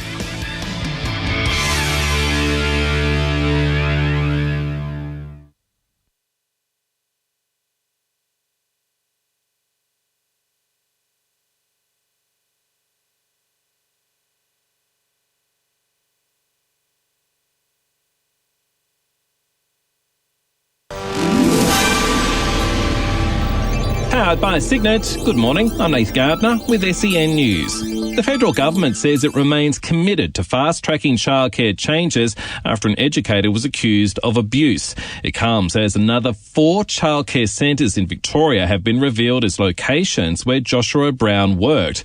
Education Minister Jason Clare has told Seven he's determined to improve safety. Parliament starts again next week. I'll introduce legislation next week that will cut off funding to childcare centres that aren't up to scratch, that aren't meeting the sort of safety standards that parents expect and that our kids deserve. AFL agents have opened up on player habits, with many saying gambling amongst their players is becoming a major problem. Over 3/4 surveyed by Code Sports says gambling is becoming a concern, and just over half claim drug use is rampant. Bradley John Murdoch, the man convicted of murdering British backpacker Peter Falconio, has died from throat cancer, aged 67, in an Alice Springs hospital. Murdoch was serving life for the killing and the attempted abduction of Falconio's girlfriend Joanne Lees in the Northern Territory in 2001. It comes just days after Falconio's father made a heartbreaking plea for Murdoch to reveal the location of his son's body. In WA, a woman will face court today on a murder charge after the death of a baby boy at a home in Perth's north. And PM Anthony Albanese has deemed his visit to China a success after signing trade and agriculture agreements. Coming up, SEN Sport. Ahead of the weekend's Open Championship in Ireland, world number one golfer Scotty Scheffler says he'd give it all away if the sport ever got in the way of his personal life. If my golf ever started affecting my home life or it ever affected the relationship I have with my wife or with my son, that's going to be the last day that I play out here for a living. This is not the be-all, end-all. This is not the most important thing in my life.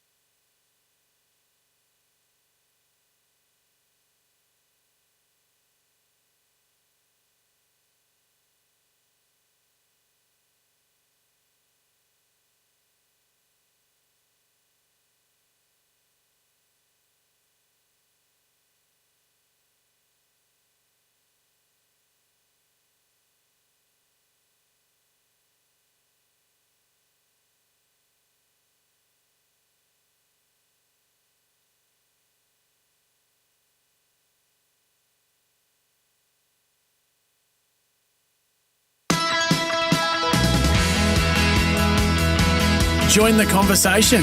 Text us on 0499 736 736. Live across Australia on SENTrack. Giddy Up with Gareth Hall. Welcome back to Giddy Up. We're streaming live every day on our SEN app, our Facebook page and YouTube channel. You can listen to us, as always, on your local SENTrack dial or the SEN app. Matty Morton, trial guys, with us today. So just recap your best bets today, Matty. Right, the two best bets are race 2, number 9, Exit, and race 6, number 4, Just a Deal. They're both from the top fives over the last few weeks. Yes. We've also got a couple of others for the quaddie punters, and if we can get them all up, we've got 3 out of the 4 legs. Race 7, number 15, Fisherman's Beach, and race 8, number 15, Albanian I Am. Albanian I Am for Blake Shin in the saddle there today.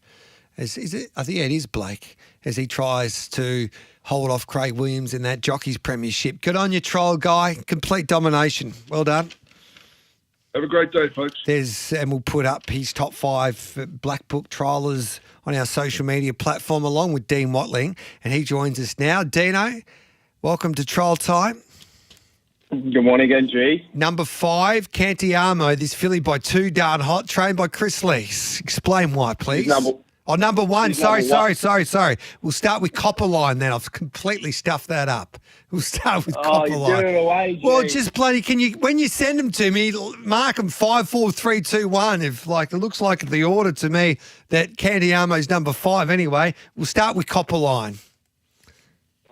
Straight onto the bus. Copperline's the first one. I know there's been some Hong Kong interest. The Scott Singleton Colt G. He's looked really, really sharp. He's a gelding, 2-year-old gelding. 3 trials. First trial was great. Second trial was pretty good, but he's had a third trial now on the Beaumont Newcastle there, over 800 metres, ran the quickest time of the morning. Looks a speedy 1,000 metre, 900 metre type G. And I'd like to give the listeners out there one, maybe left field that's not the Metro or the Provincial. I think he'll kick off in the country. Potentially Newcastle 900 metre setup or something like that, G. But Copper Line is number 5 this week. Trapeze Artist has been able to find a few nice horses, and he's got a Tistic Venture here, a filly for the Charlton and O'Shea camp.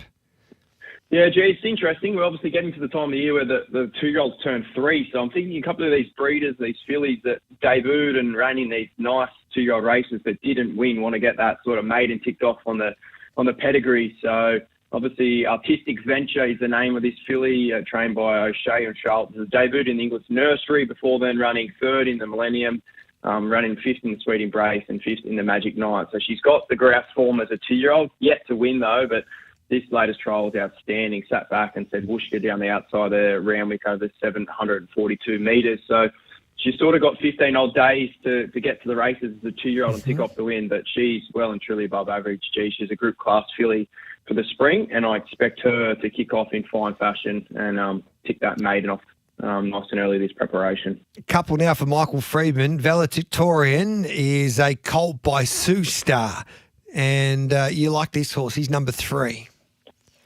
Yes, G, interesting name. I had to look this up. It just means pretty much the ducks of the class or the best of the lot. That's why you had to look it up. That's why. Oh, you're quick there, G. Yeah. It's American term, G, so I didn't recognise that. But $1.3 million filly. You probably know the family better than me, G. Out of the damned Lady Cosmology, which was a WA mare, Group 3 winner, contested a... Yeah, that was Peter Walsh's horse. Very good. Simon Miller trained her. She was tough. Yes. She only had I think she had the 3 wins, so out a really nice mare. Obviously, I've just mentioned a really well bred. James Harron purchased her. But second trial here, what I loved most, she was sort of coupled up in behind horses where the rest of them were out off the bit. She only got out with sort of 100 metres to go, and she picked them up really, really smartly. So he obviously debuted in the Skyline Group 2 race before then failing in the Pago. So a similar vein. He's a horse who's got ability. Didn't quite handle those early high-pressure group races as a 2-year-old. Now brought back as a later season 2-year-old. He had 2 trials, and like I mentioned, I think Michael Freedman's the best juvenile trainer we have in Australia. So keen to see a valedictorian kick off over the next couple of weeks. Flying Artie can find one. He's got his Furley Ivy was by Flying Artie, and Daring Fellows of Flying Artie. He's your number 2 trialer. Another one for Michael Freedman. This is a horse flying the flag for you don't have to pay too much to get a nice horse, G. I mentioned all those other horses are probably $1 million plus yearlings. Daring Fellows, $80,000 Flying Artie purchase. So the pedigree's there as well. The second Dam G produced Mr. Stunning, who was I think over $10 million at earned over in Sha-Tin. I think a lot of listeners might know that horse, but obviously the breeders didn't like something to this gelding. But what I did like was his recent trial. G showed exceptionally strong gate speed from an outside gate, crossed and looked terrific in his action. The time was easily the quickest of the morning. And he ran him through the ground. And what I love most, past the post as well, G, he was really good. So over these short course trials, that's what we want to see. So we'll see another trial out of him over the next couple of weeks, over the sort of 900 to 1,000 metres. We just want him to tick that box, and then Daring Fellow will be ready to head to the races. And then you've got Candy Armo for Chris Lees, this filly, the number 1 trialer in your eyes, Dino. Yep. I don't tend to like Beaumont trials, G, but this filly really caught my eye. She debuted in the English Nursery race. She was 440 into 330 there. Within the Law won that race. So similar vein to Artistic Venture, who was in the same race, but brought back with this scintillating trial. Indra Givens had her locked up in a vice grip. And what I love most, Shaggy was out in front. So he's a great guide for us. She ran over the top of him late and through the line like he was a dead-set benchmark horse. So Cantiamo's come back in exceptionally strong order. She'll have another trial over the next couple of weeks. And she is a group class. I think she'll be a Group 2, Group 1 filly in the spring, G. I've got big hopes for her. So really excited to see Cantiamo over the next couple of weeks. Hopefully head to the races, tick that maiden, and then progress into probably your Princess Series over the spring. All right, then. Who are we backing today? We're backing today, G. Ninja comes out of the Black Book today, so he goes around in race 2 there on the Kenzo. Yes. And then tomorrow, we got a really nice one, race 3, number 8, I Am Gone, another Michael Friedman trained 2-year-old who comes out of the Trial Time Black Book. So they're the 2 over the next couple of days, and then we aim up for the weekend. But like I mentioned, I think they're really 2 really smart 2-year-olds we can back over the next 2 days. Beautiful. Just looking, Ninja won't be far away. He's our boost horse with Bet365. Is he up? There we go. He's $2.50. So get on. That won't last too long. $2.50. He's the bet boost with SENTrack. Hope Does not. the bet boost kick? Yes. Does the bet boost go? Yeah. That's what I was going to say. I think he's sort of rock bottom at the moment, $2. I think we might get better. So $2.50 is a really nice price. Beautiful. Though I'd be taking that. Good on you, Dino. Thanks for that, mate. Thanks, G-Man. There's Dean Watling, Trial Time. Love it or leave it coming up next with Miles Fitzner and Mickey Gannon.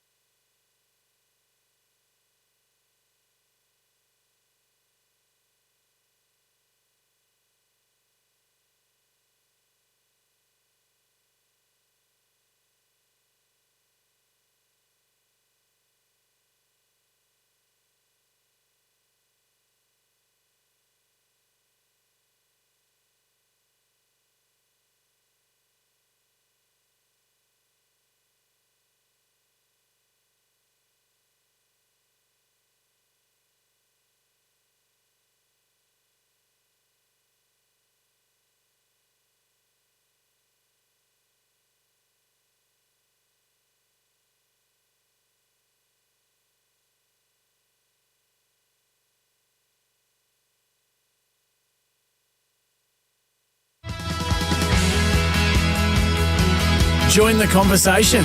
Text us on 0499 736 736. Live across Australia on SENTrack. Giddy up with Gareth Hall.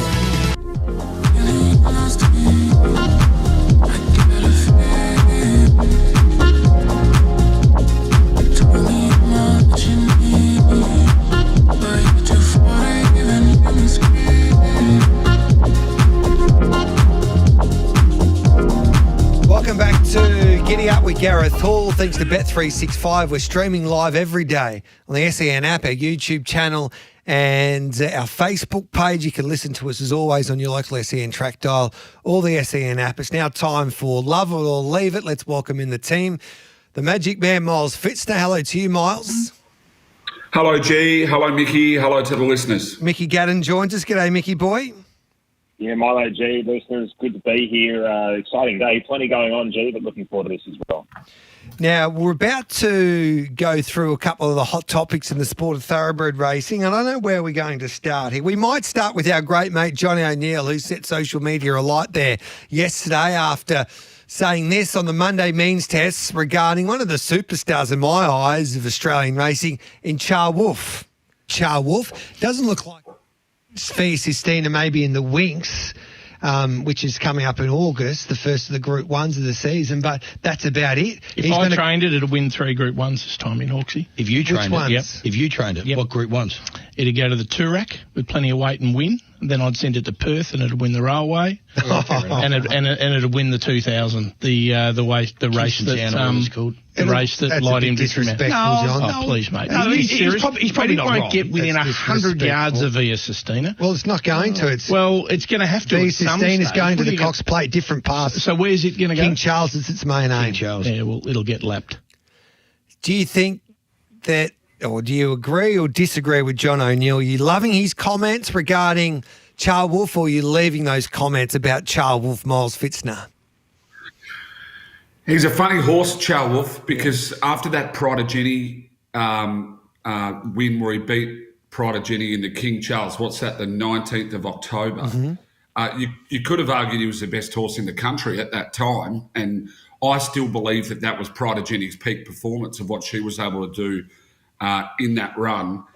But since he hasn't shown anything, and that's a long period of time, I don't know whether he gets lapped into King Charles. I think we're still outside of Via Sistina, probably bereft of talent at that sort of 1,800, 16, 18, 2,000 metres, really bereft of talent to cover Victoria and Sydney. I don't think it gets lapped. I'm going to leave Johnny's comments, but he might be onto something that the horse maybe not what it used to be. I'm definitely leaving his comments because he had an interrupted campaign in the autumn. As Joe pointed out earlier on the week, it didn't go to plan, but I think he'll be ultra competitive, especially in those big mile races during the Sydney Spring, Mickey Gannon. Well, first of all, G, what's his best distance? Do you think mile or do you think 2,000? Well, Adam Blenko said he would love Joe Pride to aim him up at a Caulfield Cup. Char Wolf, I don't know. His best races have been over the Randwick Mile, but I reckon he could get out and trip. He just needs a little bit of luck and the right preparation. What are your thoughts? Yeah, I've got him pegged as a 2,000-metre horse. Yep. Yeah, I think look, you've got to give a good horse a bad preparation, and I know it's not the horse's fault, right? There was a few injury concerns there, a few little mishaps along the way, and things that didn't go the horse's way. In saying that, he did win a Group 2 along the journey, and it was only 4 lengths off of Via Sistina with interrupted preparation in a Queen Elizabeth. It's not hopeless. 5th and 13th in that race. I think the horse is progressive enough. We can forgive him one bad preparation. Sure, Johnny's spot on. He could go win those Group 1s. Absolutely no doubt about it. It's nothing that Johnny's actually said there necessarily incorrect in regards to the races he could win. But I don't think he'll get lapped. I think he'll be competitive. He'll come back a bigger, better horse. But he's not Via Sistina. I think we've established that, Jay. So contemporary, I'm just watching these, sorry to change the pass a little bit. I'm watching contemporary, $75,000, just a minute to go there.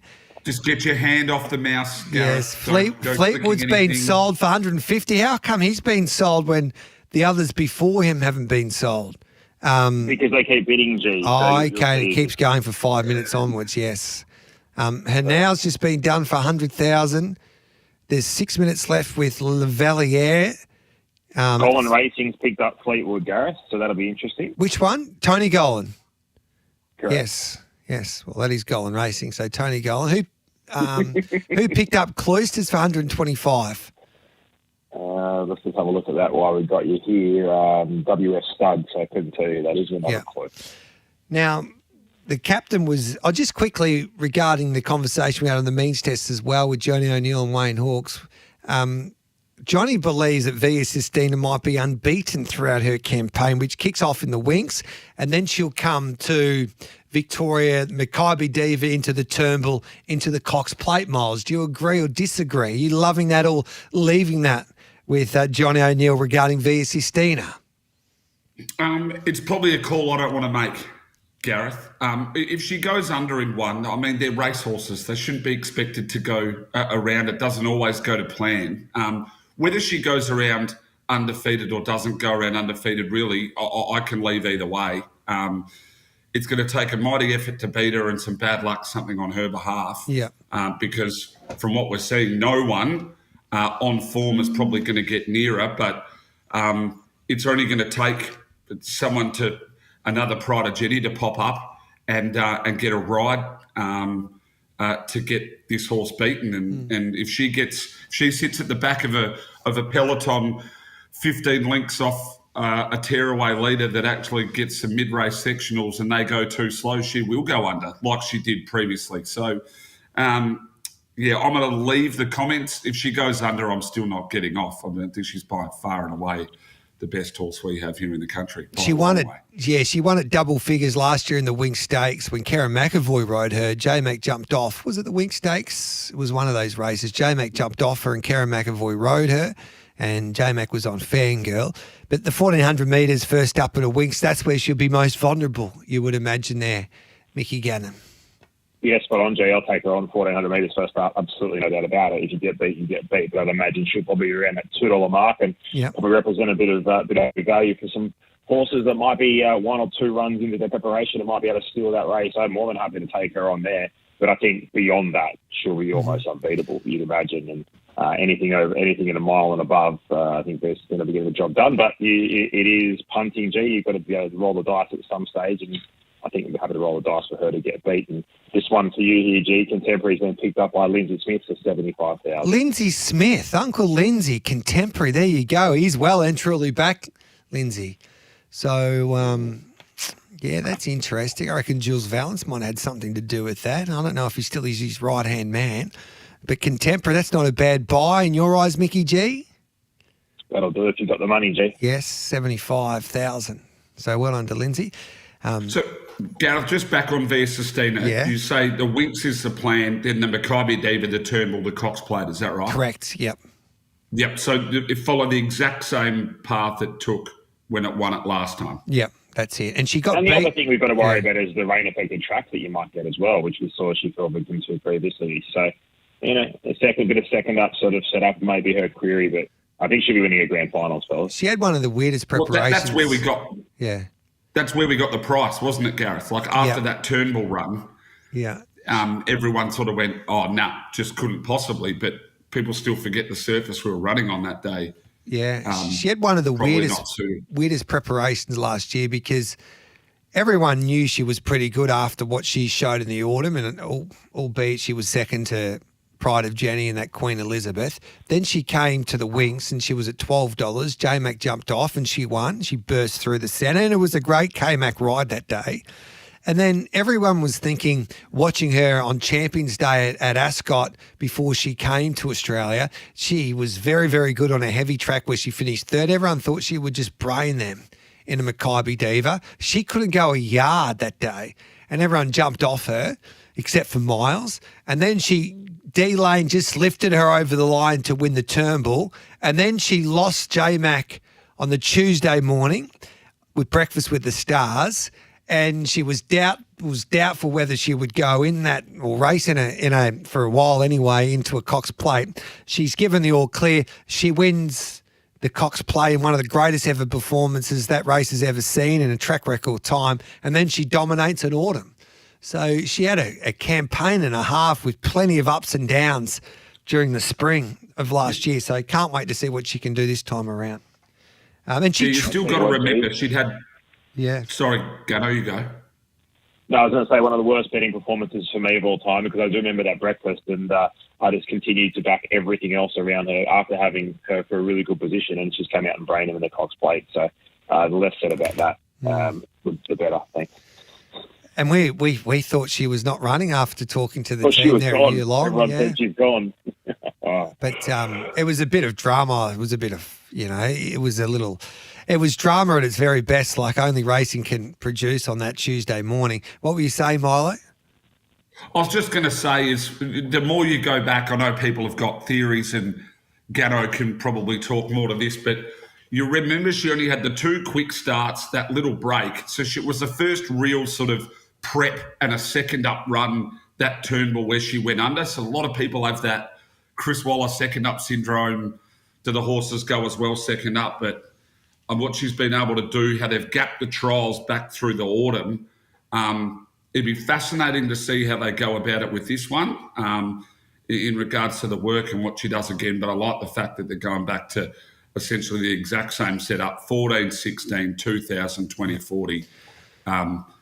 You'd want to be very, very good over 1400 still to beat her. She's one out of a box. She's a horse that's improved since she's come from Europe. She was a very good mare in Europe, but she's gone to a new level since she's arrived with Chris Waller. And some of those Yulong mares that they've purchased over time have gone the opposite way, but she's definitely gone to a new level since she's arrived down under. And James McDonald is coming back from holidays, and he'll be riding her at the trials, would you believe, on Tuesday morning. The stars are back for Chris Waller Tuesday morning. It's 10:28. This is Love It or Leave It. I've got to go and bet on Lavaliere. They give me another 5 minutes. Someone from Hong Kong might be trying to beat me here. I'm only joking. I wouldn't buy Lavaliere for that much. Would you, Mickey G? 3:30. Giddy Up Warrior even went with him last spring. Leave me out. Yeah. 10:28. We'll take the news and we'll come back with plenty more. This is Loving It and Leaving It on Giddy Up on this Wednesday morning.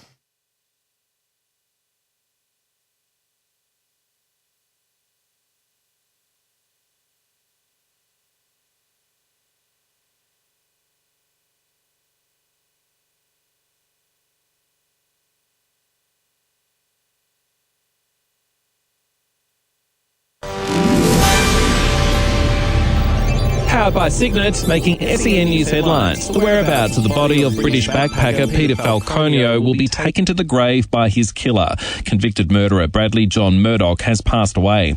The federal government has welcomed new stats which show vaping rates have declined, especially among teenagers. A leaked phone transcript has revealed Donald Trump reportedly asked Ukrainian President Volodymyr Zelensky if he would consider bombing Moscow. And fresh concerns raised today that artificial intelligence is making our children dumber. Coming up, sen.com.au sport. Ahead of the weekend's Open Championship in Ireland, world number 1 golfer Scotty Scheffler says he'd give it all away if the sport ever got in the way of his personal life. If my golf ever started affecting my home life or it ever affected the relationship I have with my wife or with my son, that's going to be the last day that I play out here for a living. This is not the be-all, end-all. This is not the most important thing in my life.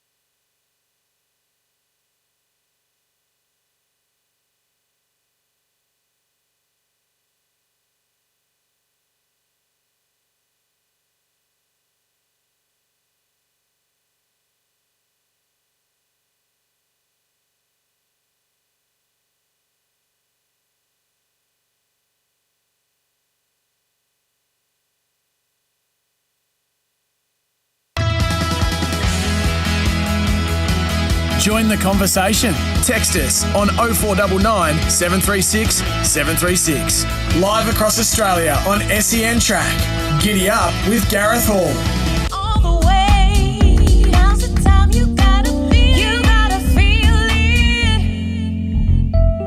Welcome back to Giddy Up with Gareth Hall. This is Love It or Leave It. Miles Fitzner and Mickey Gannon with me on this Wednesday morning. It's just after 10:31. You loving it or leaving it, paying back to last in the Melbourne Cup. This is what Guy Mulcaster had to say this morning on Giddy Up, and also, of course, in our Breeding Bloodstock and Banter podcast. I think it's ridiculous. Why? Why would you give any money to 12 horses that are just getting in the way anyway? Yeah. You know, it's all very well saying it's a $10 million race, but the winner should be getting at least 50% of that money, and paying back to 10th was plenty. Paying back to last just seems ludicrous to me. I'm leaving Guy Mulcaster's comments there, and he did make a point. He tried to have an analogy. If Rory McIlroy's turning up to the Australian Open, he's not wanting more prize money to go into that event to pay for the golfer that misses the cut and finishes last. But it happens in all of the majors. When the Australian Open, if you get knocked out in the first round, you get paid and you get rewarded for making the Australian Open. The Melbourne Cup is clearly the biggest turnover race in Australian racing, and it costs you $60,000 to get in there. I think you should be rewarded if you get into our great race, Miles Fitzner. Yeah, I'm with the captain here. I'm not about awarding mediocrity. I don't like participation medals. He's spot on that there are some horses in that field that get in the way. You've only got to look at potentially some of the golden ticket races that allow horses to get in, and then you've only got to go back through those the winners of those golden ticket races and how they perform in Melbourne Cups over time. And they haven't been competitive. But that's the Melbourne Cup. It's a handicap. There's always going to be horses that get in people's road or horses' roads. Yeah, but I think this goes further to what Guy's saying is that maybe the quality of the Melbourne Cup's not getting any better, and paying down to 12th is probably not going to, or paying down to last, should I say, instead of out to 10th is not necessarily going to make the quality of the field any better. I tend to lean that way. You know, you and I have had disagreements on the Melbourne Cup before. It's clearly our race that stops the nation and the most revenue, and I get it, but the quality of the field is certainly going one way and it has done for some time. And the only part I disagree with the new conditions paying back to last is that you should get more if you finish 20th than you do 24th, Mickey Gannon. Yeah, that makes sense. My question to you is, G, and you probably know a little bit more about this, why? What was the justification of doing this? Because the VRC and Racing Victoria believe that you should be rewarded for getting your horse into the Melbourne Cup. You're a winner if you gain a start in the Cup. Yeah, so it comes down to participation awards. You're not really risking a whole lot getting to the Cup. Therefore, are you necessarily bringing a horse of the highest quality? I kind of think if you reverse engineer that, you might be doing yourself an injustice, because now you think, well, only costs us 60, we get 100, we get 40 for going around. Now that creates a bigger problem than anything, doesn't it? Not really, because it's the Melbourne Cup. They're going to go around anyway if you get a start.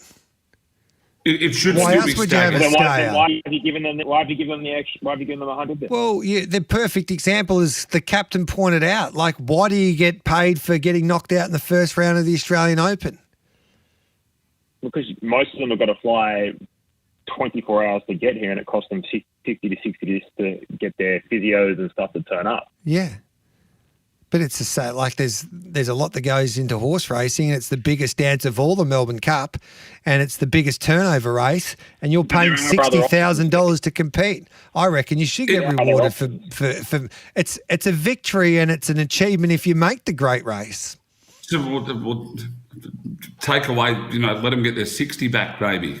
But yeah, that's what I mean. That you can rank. It needs to be a sliding scale. I can't understand why a horse that could finish 10 lengths in front of another horse can get paid the same. I agree with that. Passing the line. That doesn't sit right with me. I agree with that. And the other conditions are that if your horse feels that it's sore and you're thinking, well, I've got to get over the line to get the 100 grand, that's not going to be the case. If you turn up and compete, you're going to get the money regardless if you pull that horse up or not. So that'll be in the conditions, but I reckon there'll be a few other conditions when the VRC announce it for this year's Melbourne Cup. It's 10:36. We'll take a break. We'll come back with plenty more topics. This is Love It or Leave It on Giddy Up. all thanks to Bet365 this Wednesday morning.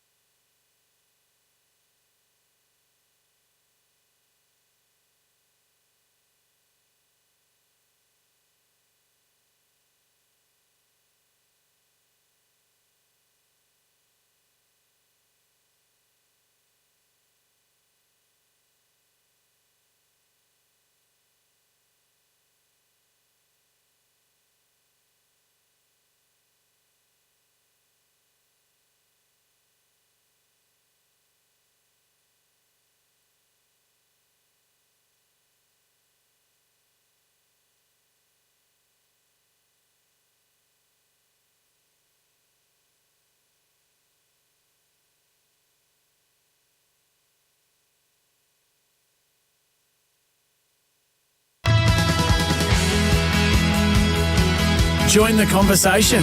Text us on 0499 736 736. Live across Australia on SENTrack. Giddy Up with Gareth Hall. This is Giddy Up with Gareth Hall. Love it or leave it, all thanks to Bet365. You can watch us these days. Every day we are streaming live on the SEN app, our Facebook page and YouTube channel, and you can listen to us on your local SENtrack dial or the SEN app. Now, we've got a couple of boosts that we need to promote here. We've got Epic Proportions. You get $2.50 for that horse in race 5 on the Kensington track, and Ninja, $2.50 is the boost at the moment. It's an unraced galloper for the Michael Friedman team going around in race 2 on the Kenzo track. Hey, Mickey Gannon, who bought Snack Bar? 155,000? Derby Racing. Well done there. That'll go to Bjorn Baker. Bjorn. Who purchased Pisces for 330? For 330,000, Sea Tao. So I suggest that horse might be heading to Hong Kong. Razors? 135,000. High Caliber. Okay. Could be N Doyle. Yes, and then Parade still going, 170,000. Is this the horse that you liked? Yeah, still going, 40 bids. I'm out. Good luck to everyone else. Savo, did you purchase it? No, missed it as well. Who got it? Quite a few, but don't you worry. There's one coming up later on that we won't miss. Who got Savo? Bendigo Bloodstock. Bendigo Bloodstock. I'll find out who Bendigo Bloodstock is. Anyway, O'Shea Murphy's been in the news. He's one of the world's best riders. He was done drink driving again. He had his licence suspended or disqualified for 20 months. He was also fined £70,000. He was in a car accident which involved another passenger, and he was able to continue on riding after that car accident. And he spoke for the first time on English TV. I think it was Sky Sports Racing, and he was interviewed by Matty Chapman. Here's a snippet of it. Of course, some people might say, well, it's been a tough time for you recently. Now that things have settled down a little bit, court case is done, you've got your punishment effectively. How difficult was that process? Well, obviously there was going to be a lot said in the media, and it's important to not allow the media to bully you too much because you can get very down. But I had horses to ride and a job to do, and obviously I'm working with the BHA, and it's great to be riding every day and hopefully riding to the same level I was able to do at Royal Ascot and the weeks previously. One of the things that people would say publicly on social media, for instance, is, well, why doesn't he go and get help? I mean, as far as I'm aware, and I don't know the exact details, obviously, but you have counselling. You're in that process anyway, aren't you? Yeah, I had been, for the last 4 years, and obviously I had very good spells due to that support network, Matt, and I relied on it an awful lot since late April and before it, but certainly since late April. And I've got to thank those people because they've gone above and beyond when the process hasn't been very easy. So that was O'Shea Murphy talking to Matt Chapman. I'm sitting on the fence where I'm loving or leaving this interview. O'Shea Murphy's obviously had his troubles throughout his career. I reckon he's a great he can be a great ambassador for the sport of thoroughbred racing because he speaks so well. He's great when he talks to the media. He's great when he analyses racing. He's terrific with the youngsters. And I think he's got so much to add, and he can be one of the great ambassadors for the sport of thoroughbred racing. He has got an issue, and there's a lot of people. We've all go through some issues throughout our life, and we need to go and work them out and try and get better. And O'Shea's obviously made many mistakes throughout his life. And he made a big one there on that particular day when he drove a car when he shouldn't. And he was very, very, very lucky not to get more, more ramifications or be serious injured more bad. Or what I'm trying to say, I'll get it out. He could have been hurt. And the girl in the car with him, she was hurt. She's okay now, but it could have been a lot worse. But he's got a chance now to do everything right, go to counselling, and another opportunity to exceed in this sport and be a better citizen. So the only thing that I would give O'Sheen some advice on is I don't think you can go down the path and blame the media for reporting on the story and a story that you made because you made a massive mistake. That's the only advice I would give O'Sheen.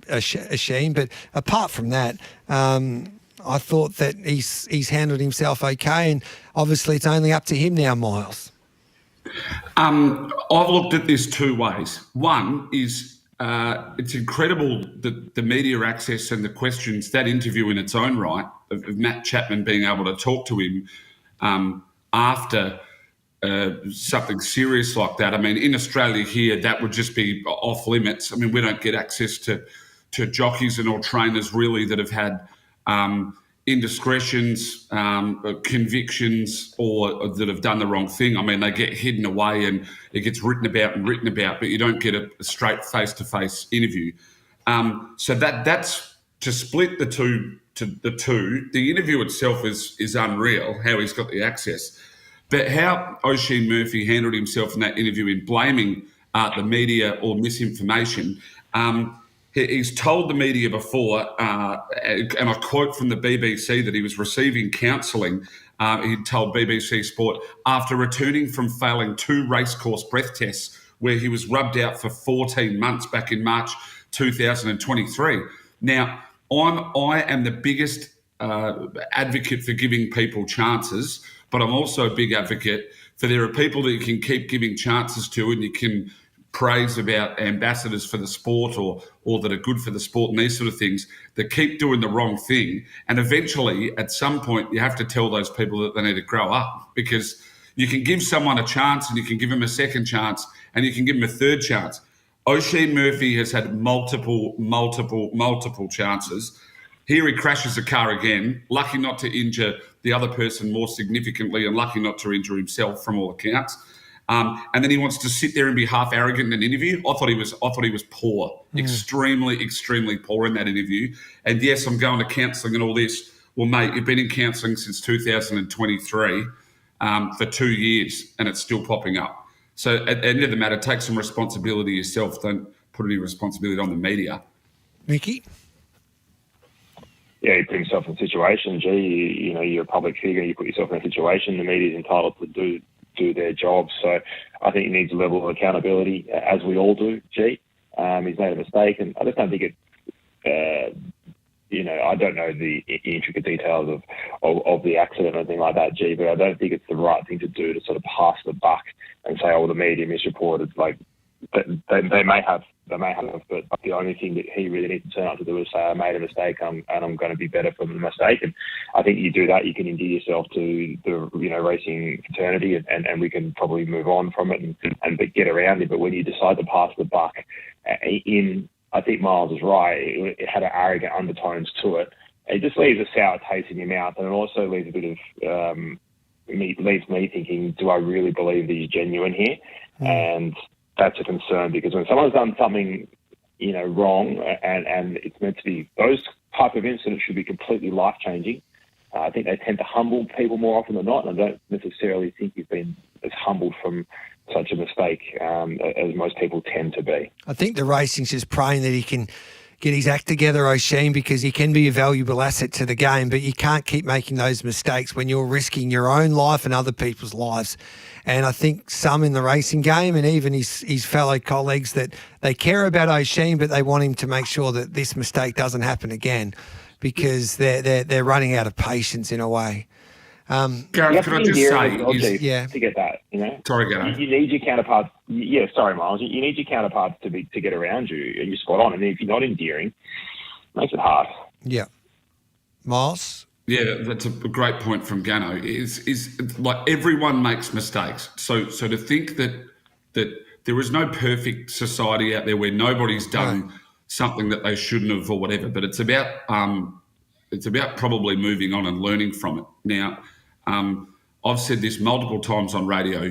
Pretty much, like, I'm not one to normally criticise people on personal issues because we've all got them or we've all had them.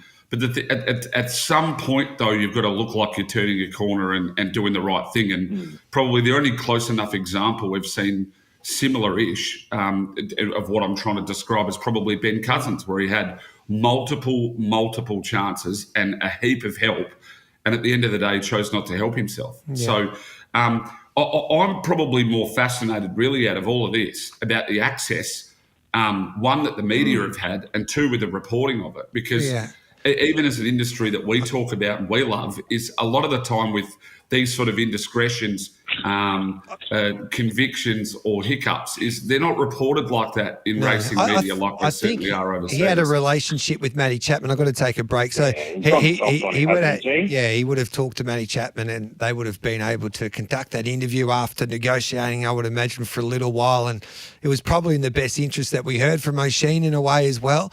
But anyway, we'll move on from that because we have run out of time. We've got to take a break, and then we'll come back and wrap up Love It or Leave It on this Wednesday morning.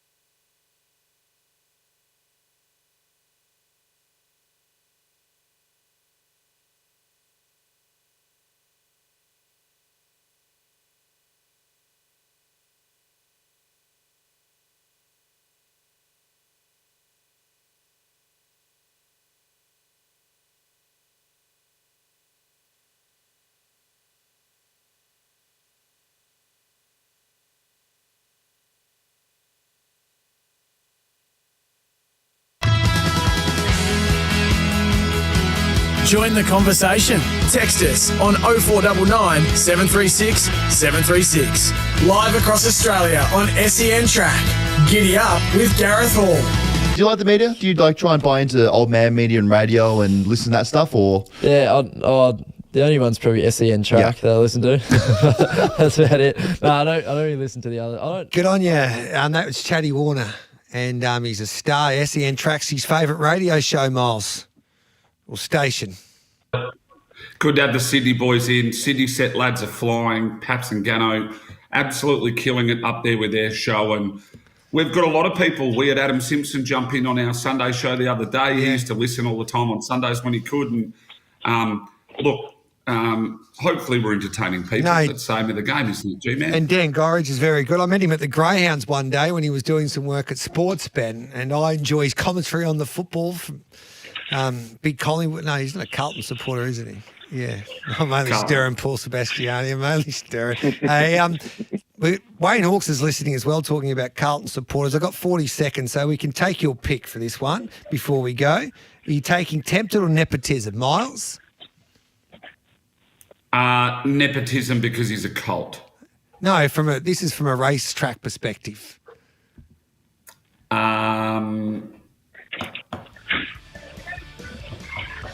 Hawks is listening. I'm taking nepotism. Yes, Mickey Gannon.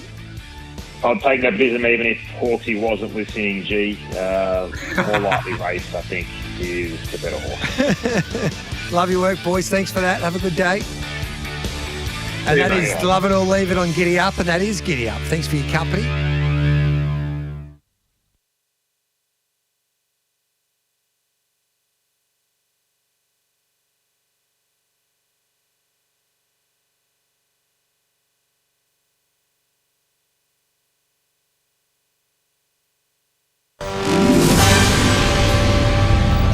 Powered by Signet. Hello, I'm Nath Gardner with SEN News.